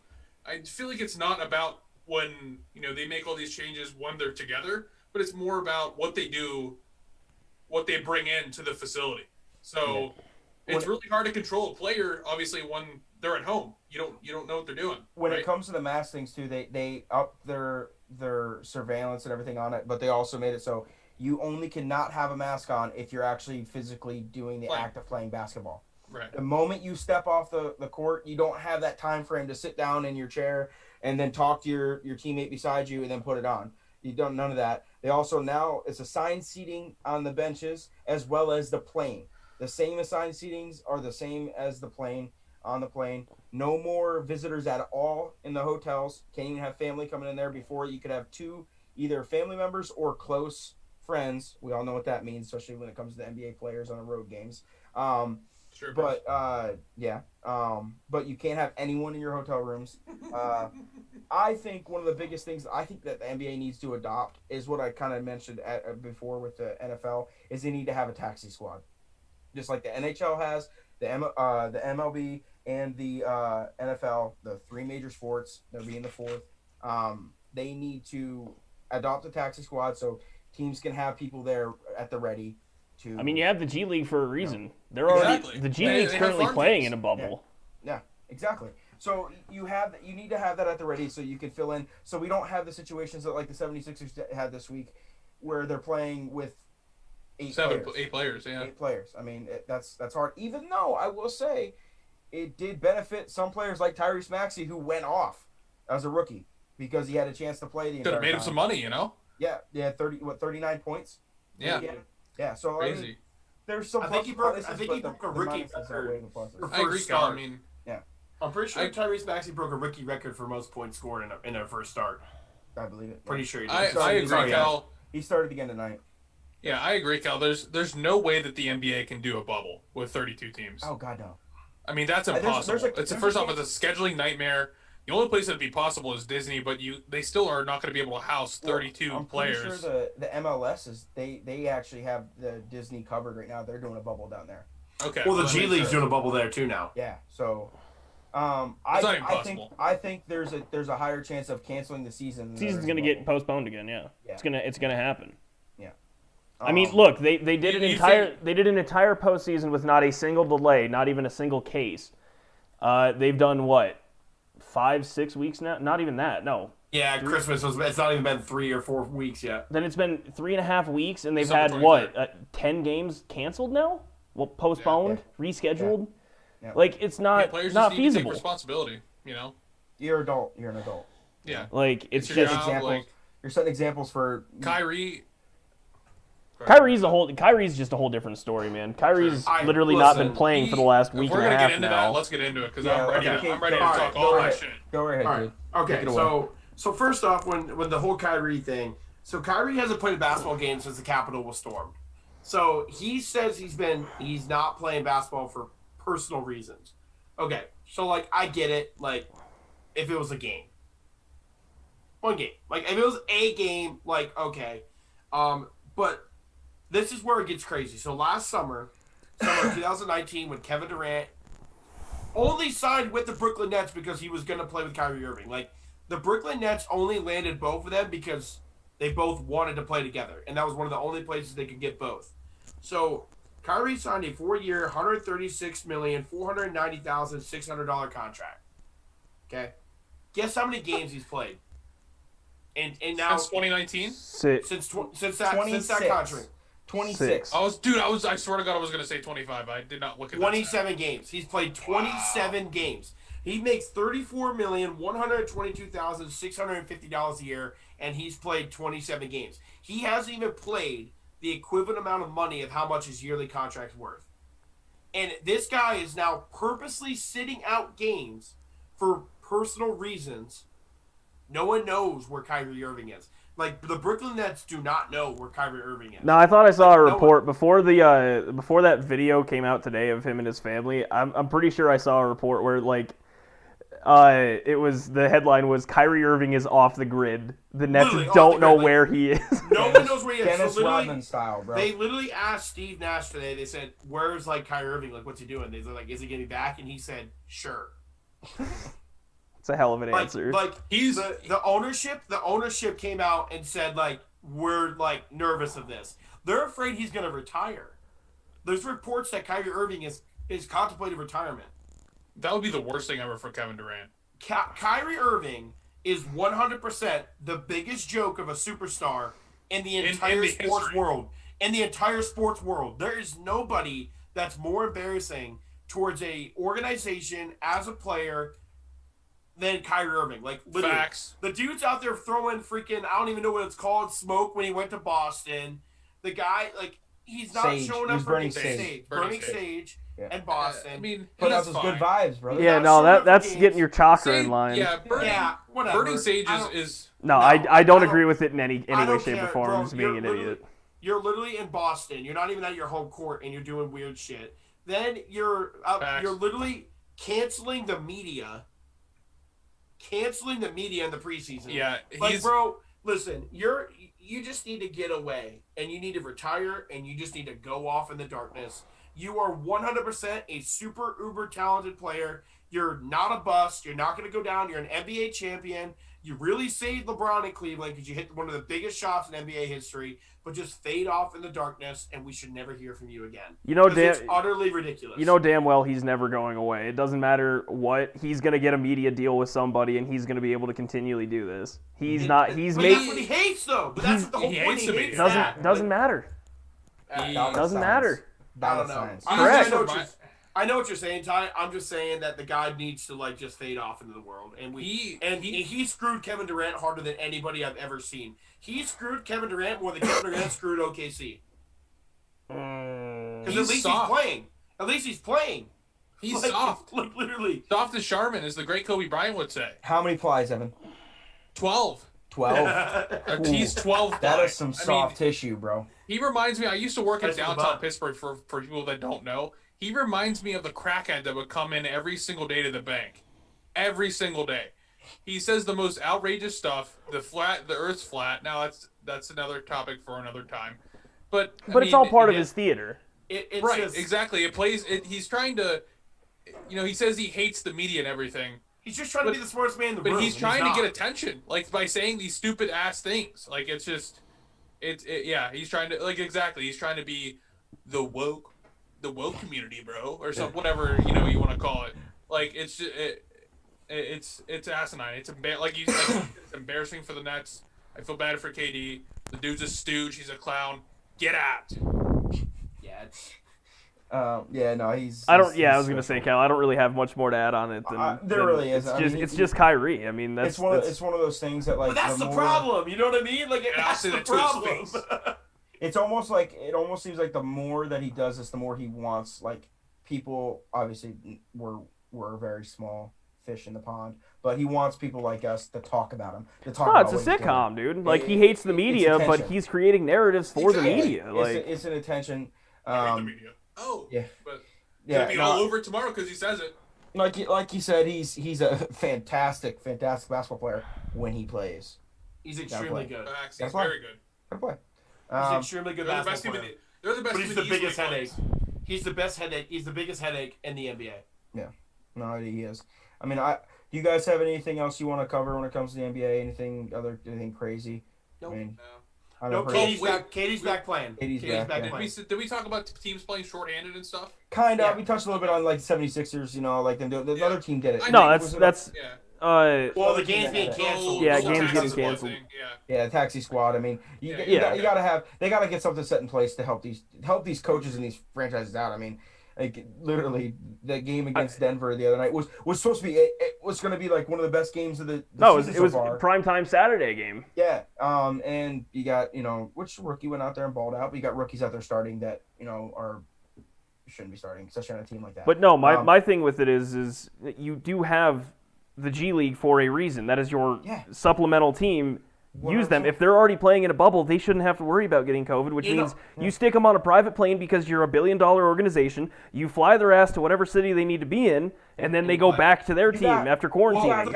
You got hundreds of guys that get cut every single year that you could keep in the G League together. Like our boy Nate. I mean, he could be a guy for Brooklyn Nets that could have, A perfect example of this, and it's kind of silly, is typically they have like 14 to like 16 guys on the roster. Well, this year the NBA thought, okay, we're going to make the roster smaller to take down the risk of people being contaminated. 15 to 15. From 15 to 13, right? And now they can't field rosters. Yeah. So like, in like my mind, like logically, they should. It's just like, okay, like how we do like a fantasy football or fantasy basketball league. They should have made more roster spots to be able to have more options, and they don't even have to be with the team all the time, but they have to be able to play. So they boosted the number of active players per game from 13 to 15, but did not expand the roster roster spots. Right.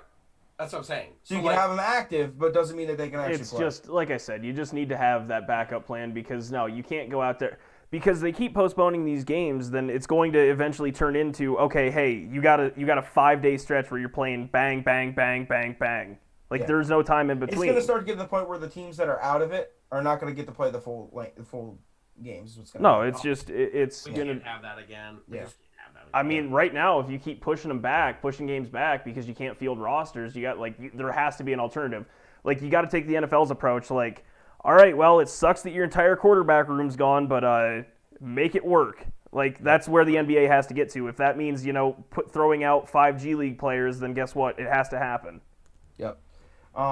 But I think I think for the most part we covered everything we can with that. Ty, once you sitting up, take a drink of that Gatorade, get ready for this next segment that you're gonna pretty much tackle here. Gatorade's gone. Get those electrolytes, get hydrated.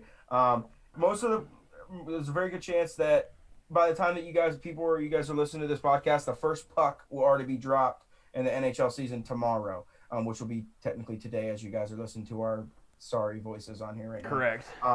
NHL starts tomorrow. A whole new dynamic that's coming in right now, which Ty and Evan, you guys definitely are NHL guys. I know Evan and I talked a little bit before the game, kind of gave him a little bit of insight of what's going on with my research because I'm a hockey guy, but not very much. I'm gonna watch a little bit more this year. This whole dynamic is kind of got me interested. But Ty, if you want to take it away, go ahead. All right. Hockey got realigned, all the divisions because of COVID and travel restrictions because there's 7 teams in Canada, and Canada and the U.S. border right now is damn near impassable because of COVID. So yeah, there's now 4 new divisions. One of the divisions is just straight up the North Division. That consists of Calgary, Edmonton, Montreal, Ottawa, Toronto, Vancouver, and Winnipeg. So that in itself. So just so we all understand this, these teams are playing each other 8 times. Like, these are the only teams they will be playing until the postseason, and then they are relocating to a different bubble like they did last year for the NHL playoffs. Man, how many fights are we going to see? Oh my God. That's what I'm saying. I'm so excited. much bad blood. I'm actually excited. Well, this is kind of my thing. Ice Theory League's going to be lit. I'm going to run through all the divisions real quick, but this is shut your mouth, Cade. This is my thought process on it. So the Western Division is Anaheim, Arizona, Colorado, LA, Minnesota, San Jose, St. Louis, and Vegas. The Central is Carolina, Chicago, Columbus, Dallas, Detroit, Florida, Nashville, and Tampa Bay. That's a pretty tough division. Well, it's also a very spread out division geographically. No, geographically, the Central is insane. Oh yeah, they're going to be traveling way more. The East is, in my opinion, probably the most competitive. It consists of Boston, Buffalo, New Jersey, the Islanders, the Rangers, Philadelphia, Pittsburgh, and Washington. Yeah. So there's like 5 playoff teams right there. Correct. So those are all the new divisions, and basically what this means is, much like baseball, you're going to go to one area, you're going to play all those teams, and then go to another area. This was the NHL's decision to have basically a moving bubble. Which, I mean, it's smart. If there's no COVID cases and they do testing and everything, great. I mean, I'm here for it.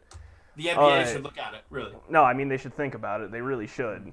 But with this being said, some rivalries are being broken up because it's no longer the Metro, Central, and all of that. It's now geographic divisions, which to me, honestly, makes sense just from a travel perspective, regardless of COVID or not. That East Division is literally like 3 states. That's it. Yeah. Like 3 states. Yeah. But real quick, just because I think the coolest thing that's going to come out of this is, yes, new rivalries that emerge, but also rivalries that already exist.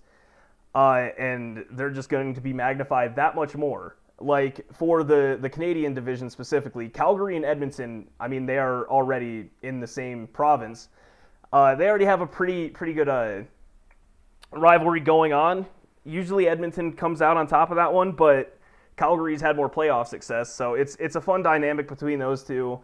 The rest of Canada, I mean, other than Montreal and Toronto, just because their medias are psychotic. I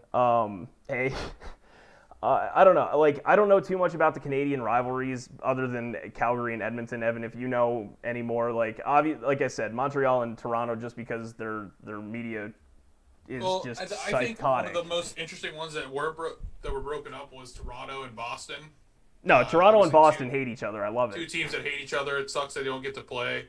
But I mean, teams like Pittsburgh and Washington, you know, we're going to see Crosby versus Ovechkin, assuming they both stay healthy, for 8 times. You know, I mean, Pittsburgh, Philly. We're going to see Crosby and Pittsburgh and Philly are going to fight. We're going to see Crosby and Lafreniere. They should play in Harrisburg one time. Yeah, we're going to see Crosby and Lafreniere 8 times. You know, we're going to see, Buffalo got a lot better. Thank God Char doesn't play for Boston anymore. He plays for Washington. But he plays for Washington, right? So we're going to see them 8 times.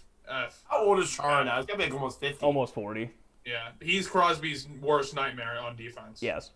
He literally but even Boston still has a good core. I mean, they definitely lost some pieces, but Boston is still going to be good. Yeah, they're like, I went through and I ranked some people's off seasons once we. Oh no, Boston! Yeah, Boston had a bad offseason. Yeah. So as far as off seasons go, I mean. Well, hang on. Let's not talk about off seasons yet. I still want to talk about the new rivalries and stuff going on. We got the West to go through yet. Their glasses. Well, no, like the West Division specifically.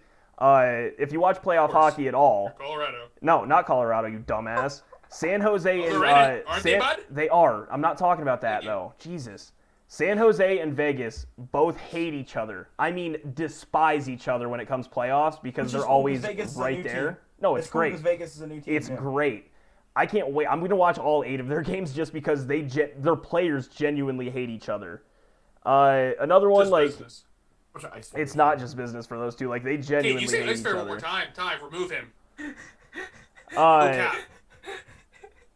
But again, like, I think the West is arguably the second best division behind the East because they have Colorado, San Jose, who usually makes it, St. Louis, Vegas, Anaheim, and Arizona could show out again. But I'm interested to see how this goes. I really am. Stanley Cup champion. The Hot Dog King. Stanley Cup champion. He is 2-time. Max, multi. 2-time. And then the Central. burgers, the Central, I'm really excited for Tampa and Dallas. That's so cool. I mean, it is. We're not gonna have a chance for I'm trying to what I'm thinking. A rematch. Repeat? Sorry, there you go. Yeah, a rematch between last year. That it's always something you root for. But it's cool. They're gonna play each other 8 times this year. Yeah. So. Well, and again, like Carolina is going to be another really good team coming out of the Central Division, which I assume they'll probably be third behind Dallas and Tampa Bay. But I'm just excited to see some new rivalries blossom. Like, I'm so excited for that aspect of it, just because, they're being broken up. Like, you're playing somebody 8 times. It's going to be a playoff series just spread out over an entire season. Yeah. So I'm looking forward to this. Evan, whatever you wanted to talk about, go for it, man. It's got me. Yeah, it's my time. It's got me excited. It's got me excited for hockey. Actually. Hey, just an update in live sports for everyone. Here we go. I got shit on for saying something about live sports last time this happened. Go ahead. The Brooklyn Nets covered, so one leg of the Great. parlay is good. Okay. Great. All right, Scarf. So, I wanted to talk about a couple different things. First, I'll start about the off season in the NHL. As much as the most impressive off season, definitely I'd probably have to hand it to the Avalanche, simply because they found a way to get better. Right? They did. I mean, they signed Brandon Saad and Devin Taves. Brandon Saad, a 20-goal scorer. Devin Taves coming from the Islanders and being a really good defenseman. I mean, he's a really good defensive. He's a great defenseman, but he's great at moving the puck. Which you put him with like Sam Girard or somebody who's also really good at moving the puck, and you got the first line of Rantanen and Landeskog and my boy Nate. Yeah. Yeah, Nate Mack. I mean, McKinnon. Nathaniel Mack is arguably a top, arguably a top 3 player. Some people put him first player of in the NHL currently. I wouldn't be one of those, but I do give him his respect. And again, I mean, looking at, a too early prediction, because the season hasn't even started, I don't see how the Avalanche don't make it to the Stanley Cup Finals unless they get injured. I mean, looking at, I can't, I'm kind of a little, sad that we didn't go over the playoff structure. We'll get to that. Okay. Again, this is just the beginning of the season, dog. Yeah, I want to touch base on that too. Yeah, we were going to touch base. Evan wants to go through everything right now. But, that's my pick is obviously most impressive offseason of the Avs, and then to win the Cup is also the Avalanche as well. I mean, it's tough to see, Alexis Lafreniere in the, New York, 52 games last year in the QMJHL and had 112 points. I mean, over 2 points a game he's averaging. The Rangers were the worst team in the NHL last year and jumped to about middle of the pack in odds to win the Stanley Cup. Hey, So they when still one have player, Breadman. They still have Breadman too. Don't forget about they still him. have Panarin. No, I get it. But when one single player makes that type of definitive change in a roster or in a team's chances, you just know to watch out for him. Like he's, like I said, in all the prospects since 2000, we can kind of recollect where we were in 2005 when Crosby was drafted to the Penguins, and then where McDavid, where we were when McDavid, was drafted in the mid 2010s to the Oilers, and then now we have Lafreniere, who is just as good as a prospect as both of them were. No, I'm not sure if he's as good as McDavid. Haven't really taken a look at both of their stats, but yeah, I mean, definitely a player to watch out for, and it'd be silly if we didn't say something on the podcast about that because he's such a big talent. So Evan's calling it here. He's saying it here. So is Lafreniere, is he winning Rookie of the Year then, or what? He's winning Rookie of the Year, and he's also winning the most points in the NHL as well, in my opinion. Oh my God! Wow. But he's not winning MVP. I don't really know a whole lot, but that seems like that's. He's not winning. He's not winning the Rocket Richard. I was gonna say. That's McDavid is winning MVP. Lafreniere is going to take the points. The Avs are going to win the title, and I think you'll be happy with that tie. It's weird because McDavid's definitely winning MVP, but I get it. I said McDavid's winning MVP. He said that. Or not McDavid. Open your Not ears! McDavid. McKinnon. You said McKinnon. You meant McKinnon. Yeah. Daniel. I meant McDavid. McDavid's a better player than McKinnon, but McKinnon's a top 3 player for sure. It's wild because the last 2 MVPs definitely aren't even top 10 players, but But he's winning it this year. That's my prediction. Okay. It's a prediction tie for a reason. okay. Vega. Yeah, no, it's definitely the way that the NHL has done this has made me excited to watch the NHL this year. Usually, I'm a playoff hockey fan and really only watch it when the playoff is on. But I think I'm gonna watch some more games this year, definitely. I mean, just the fact that other sports are winding down and Possibilities. there's going to be 116 straight days of hockey, like, I'm watching. Like you said, the possibilities of new things brewing, and Yeah. Christmas And for still- 116 days. and still at the same time that we could see old rivalries face each other off in the Final Four. No, the East is going to be wild in the playoffs. The Yeah, East is going to be absolutely bananas in the playoffs. Do you want to run down through how the playoffs are structured now, Tyler? Do you want me to, or do you want to? Or Evan, you got it. Evan I don't doesn't have it. I have Sorry it. about Okay, I Cal, have you it. got it. So how the playoffs will work, which I think is going to be really cool and interesting when it comes time. Traditional 16-team best-of-7 format, but not traditional in the fact is top 4 teams in each of the divisions will play each other in the first 2 rounds. So the top 4 teams in each of the 4 are going to face off. The 1 seed versus 4 seed, 2 seed versus the 3 seed, and then whoever those come out as, you're going to have that as the next one. And then you're going to move into. Then it's after you get past a Final first 2 rounds. 4. Yes, you get 1 team out of each division are going ahead against each other. So at that point, so you get a champion coming out of each of the divisions out of the first 2 rounds of the playoffs. So the final 4 teams that advance to the Stanley Cup semis, known as the conference finals in the normal year, will be seeded by their season point totals. Is how they're going to decide the seeds for Okay, the 1 that was through my next 4. question. That's how they did the bubble as well. Yeah, so you could technically, you might have someone coming out of, like, say, like the East, that's the 4 seed, coming out of that, and they're going to be the 4 seed in the Final Four, depending on how everything shakes up with that, depending on points and everything. And then at that point, it's going to be seeded, 1 through 4, and then the 1 plays the 4, 2 plays the 3, and then you're going to move on from there. I think it's kind of cool because you're playing like say like the East, how competitive they are. You almost have a mini Stanley Cup championship right there. Yeah. And at the same time, well, not just that, it means the regular season means something. If they're doing the seeding for the final shindig off of literal points, then the actual That means regular. a lot. It's huge. Yeah. And at the same time, you're going to have a possible rematch between Dallas and Tampa in the to get into the Final Four. Yeah, in the Central Championship. Yeah. I Which like is kind this. of cool too.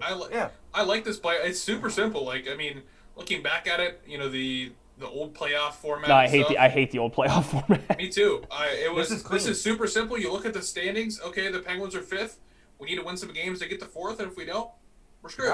You're out. Yeah. You're taking top 4 out of the 8 teams. Yeah, that's Minus so the simple. Canadian, they only have 7. They only have 7 in theirs, but you're taking top 4 out of 8 in each one. Can't listen. Canadian teams need all the help they can get. Hey, Edmonton. No, they do. All of Canada sucks. They haven't won a Stanley Cup in like 60 years. Hey, so we might have some. Well, the team with the most promise out of that division is absolutely Toronto, though. It has to be Toronto. The Maple Leafs. They have the most talent. Austin Matthews, Jonathan Tavares, who has severely underperformed since. Do you remember who they signed this offseason? Don't know. Jumbo Joe. Joe Pavelski? No, Thornton. No, Joe Thornton. That's right. Yeah. Come on, bro. You can't even throw something so meaningless at me. Well, Mitch Marner's still there. Mitch Marner, yeah, okay. Joe Thornton is literally 50. That Canadian guy. No, I think those are the only 3 words Kate has said the last 20 minutes. I mean, I listen. I don't know. Other than Ice Fairy, yeah. Ice Tilt. I don't have a lot of input. I don't know a lot about rosters and stuff. But this is where I'm getting into it. Evan, so. I mean, top to bottom, it has to be Toronto, but you can't ever count Edmonton out. And then Calgary 2 years ago went on a pretty wild run to get Toronto in. and Edmonton are like this, but I think Draisaitl or whatever, however you say it, Leon, and McDavid, I mean, really are the only 2. Maybe Nugent Hopkins, but I mean, I think as kind of like a whole, that Toronto is just more, No, talented. top to bottom, yeah. Top to bottom. That's Plus, what I'm hey, gonna we can't say. knock I'll come over. we can't knock Montreal because they kind of screwed the Penguins last year. Yeah, So they're very young though. Yeah, they super are. young. So, there are definitely 3 or 4 there, but it'd be interesting. One of the biggest things that upsets me about this whole setup now is that I can't say that I'm going to watch the Pens play the BJs tonight. And I'm sad about that. that is true. They are in the Central. Yeah, I'm sad about Darn. that. I always love to say that in my immature mind of mine. Hey guys, Very. I'm gonna give you guys my pick for the NHL Stanley Cup. Hey, Just off Kate, of make sure you pick Asian odds. the coolest mascot. I'm going to pick the Idiot. Carolina Hurricanes. Right. Yeah, they're I mean, plus, all in all, that's not a bad bet. they're plus 7. They're the 6th best odds at plus 1700. So Hey, No, you got that pulled They up? were What hot are back the in ads? 2017. what are the ads? Ads are the best. It's plus 16. Yeah, they're Do you know what they're- the Canes nickname is, Cade? They're They're Hurricanes. like this. Nope. Carolina Hurricanes. That's what It's kind of cool. Like Charlotte has 2 really cool nicknames for their teams: Buzz City and the Jerks. Yeah, they're the Jerks. The Jerks. I mean, so you're saying like a nickname on top of a nickname because they're actual like They're called the Canes, like the Carolina Yes, Canes. No, Carolina. they're actually called the Hurricanes. The No, that's Hurricanes is the their full team name, but their name. nickname is the Canes. But But their like other their nickname name's the Hurricanes. You yelling doesn't make it any more valid. Anyway, my prediction is, as it is every year, Colorado, Pittsburgh. Yeah, I like that prediction. It very well could happen, to be honest. Pittsburgh but- sucks. Every year I feel good about that pick, and then every year Pittsburgh has let me down. my pick. I swear to God. My pick is a little bit out there. I mean, even though they're pretty solid, I think this year, but I'm taking the Sabres. That's gonna, dude, just to get into the dance because You of were the so, because you of the guys East literally Division. Made it Your entire agenda today were to tilt me when we talk about hockey. Because you What, the just Sabres? I'm a Pens fan. Sabres? Sabres, bro. The Yeah, the Sabres, Sabres. bro? They are the Sabres. 20th. You never heard them called that before? They are the 20th odds No! to win. They're the Cal. Sabres! I don't care. They're the Sabre. 20th odds. That's Sabres. the 20th Just odds. like Massacre. Take They the didn't have a Sabres. good offseason, though. Yes. Sabres, they got better. And they're gonna have to show their championship medal playing in the type of division that they're in. So if they come out of there, it's gonna be hard not to take them. Sabres, To me, it's bro. just going to be hard to finish. Like, Are we gonna see the end of Bruce Almighty then? Yes. Like, is that how the life's gonna God, go? the Buffalo Bills are going to win the Super Bowl, and then the Sabres are going to win the Stanley Cup in a 3-month span. Buffalo's gonna happen, They're going to Lake die. Erie. It's Buffalo gonna be this. will burn Buffalo's to the just gonna. ground. It's just gonna like have a little cutout. And it's just gonna sink into Lake Erie. Yeah. Buffalo will burn to the ground. If that Evan, happens. who's your pick there? Oh, you said the I said the Avalanche. Avalanche, That's the yeah. Avalanche. Yeah, you're a front runner. I forgot. Wow, dude, you would but- pick the best odds. Nice, Speaking Evan. of, Well, Who would I have know thought? this Who would have thought? I'm not stupid! this isn't would've NHL thought? related. they're This the best isn't team on NHL related. paper. But I want to highlight Evan. We're gonna go with Evan. I want you to announce your NBA allegiance. Okay, so in a very short story here, I told Cal and Cade, Ty, you weren't in there at this time, but You were sick. since some of my family lives in Charlotte, I will be announcing my allegiance to the Buzz City Charlotte Hornets. Go LaMelo Ball. Hashtag Buzz City. We out here, baby. Hashtag We are no Jordan. longer. Wait. We are Hashtag no Jordan. longer, I'm still a LeBron fan. we are no longer a Lakers fan because of LeBron, though. All right, Nope, no. That just means if it gets down to LA versus Charlotte, he has to root for Charlotte. I have to root for Charlotte, but I still just root wanna- for LeBron for the chips, baby. Listen, Keep it coming, baby. I just want to say something real quick because He's the GOAT. because of that topic that you just said. There's a person that we all know, okay, who is a Miami Heat fan, but is the biggest LeBron James fan in the world, and he openly rooted for the Lakers to win the NBA title against the Miami Heat. Ooh. Mason. Yeah, it's Mason. Mason literally rooted for the Lakers to win over the team that he. He's not. He's Big not, yikes there, buddy. He's not. That's a to big this point yikes. in the podcast because he already shut it off when you guys. were Yep, talking. that's So- a big yikes. so. Big yikes there, buddy. All right, let's get to betting. NHL, we're good to go. Let's get into the. Let's bet. get to Let's betting. finish her up here. Wind her down. All right, real quick Go ahead, recap. Updated records for everybody. I'm sitting at 4-2 after a 1-1 week. Evan down there in that corner, might just have to move him down even lower. Is sitting at 1-5 after an 0-2 week. Cal over Damn. there, 2-4. Hey, I take outlandish picks. Look, Come on. SC Louisiana was a wild pick, and unfortunately they almost got took Sam Houston State. smoked. I originally had Sam Houston State written in my notes, and I switched to SC Louisiana, and I shouldn't have done it. I should have went with my gut. And Cade down here is, don't fade Cade. We started the hashtag on our Twitter. By the way, follow I'm us, fading Just the Us Guys frick out of Pod. him. Holy shit. Cade is 5-1 on this program.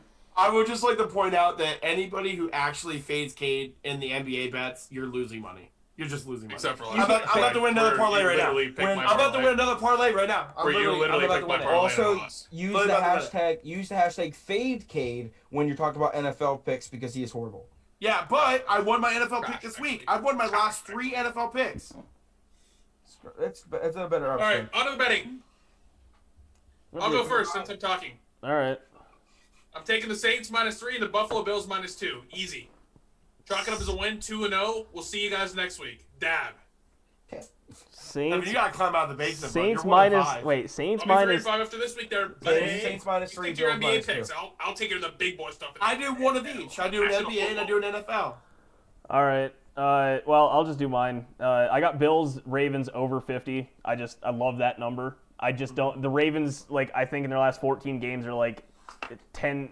They've literally hit the almost every game, and the Bills are the Bills this year.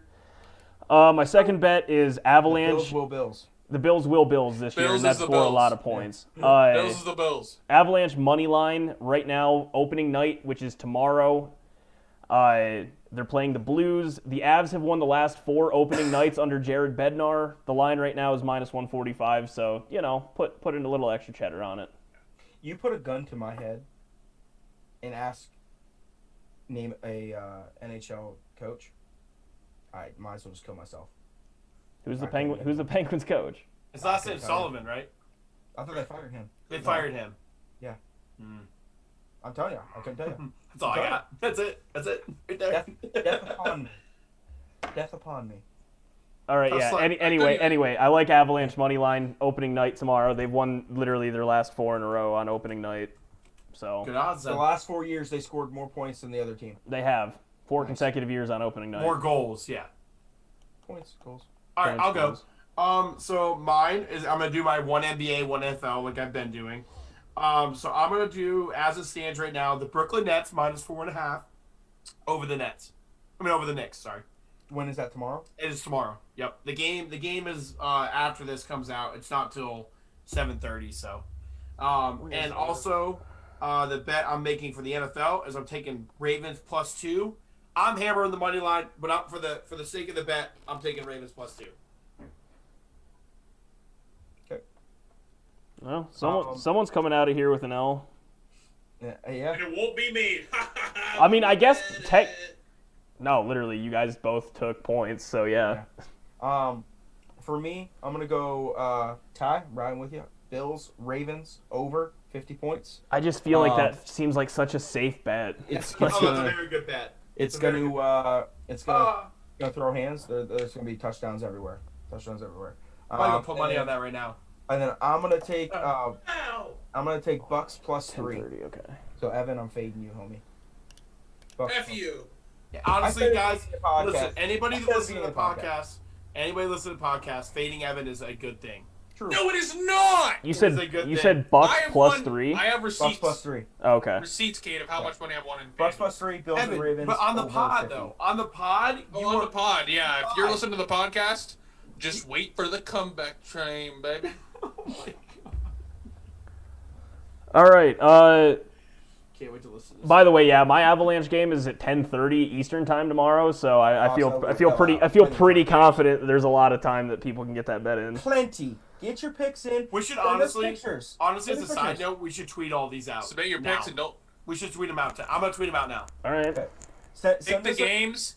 Don't pick your nose. Put if you're using our picks, send us our picks. Tweet Yeah. us the picture. Use the Hashtag just us guys. Don't use the hashtag don't fake Cade because he's an idiot. Hashtag but just if you us do guys. use picks, use that hashtag.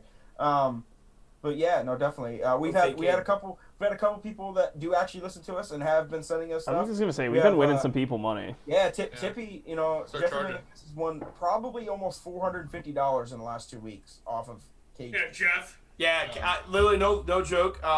Tip has made a lot of money off my NBA bets. Yeah. This last couple definitely. days. So Time yeah, to like pay I up, Jeff. said, tweet us. Definitely tweet us. Yeah, tweet us bet slips, predictions, what you guys think is going to be a good bet for the weekend. We want to hear what you guys got to say. And if Evan's picks are bad, let us know. Nikola Jokic had 7 steals tonight. That's a lot. Holy shit. MVP right now of the season right now. If it ended today, it's Nikola They gotta win more Jokic. games. They gotta start winning more games. Hey, The they're Nuggets stink. they're at 500. Yeah, they got for And him Kevin to win. Durant MVP, got those cheeks he's got to the get other up day. there. But Stink. yeah, I think we're good, Ty. I think that's all. Yeah. Yeah. Unless you guys Call got it. something else. No, I think it's. I mean, we covered Evan. good there, but All right. Yeah. Get better. Get better. Everybody? Get better. What's the plan? Evan's an idiot. He's got a scarf on. Hey! God, I hate you guys. All right. Yeah, that's the episode. Remember, tweet Peace us. out. Tweet us on Twitter. Just Us Guys Pod. Follow us on Spotify. Coming soon to Apple. I'm working on that still. Hammer down. And Facebook and YouTube. Cicada Gaming. Let's get it. Later, guys.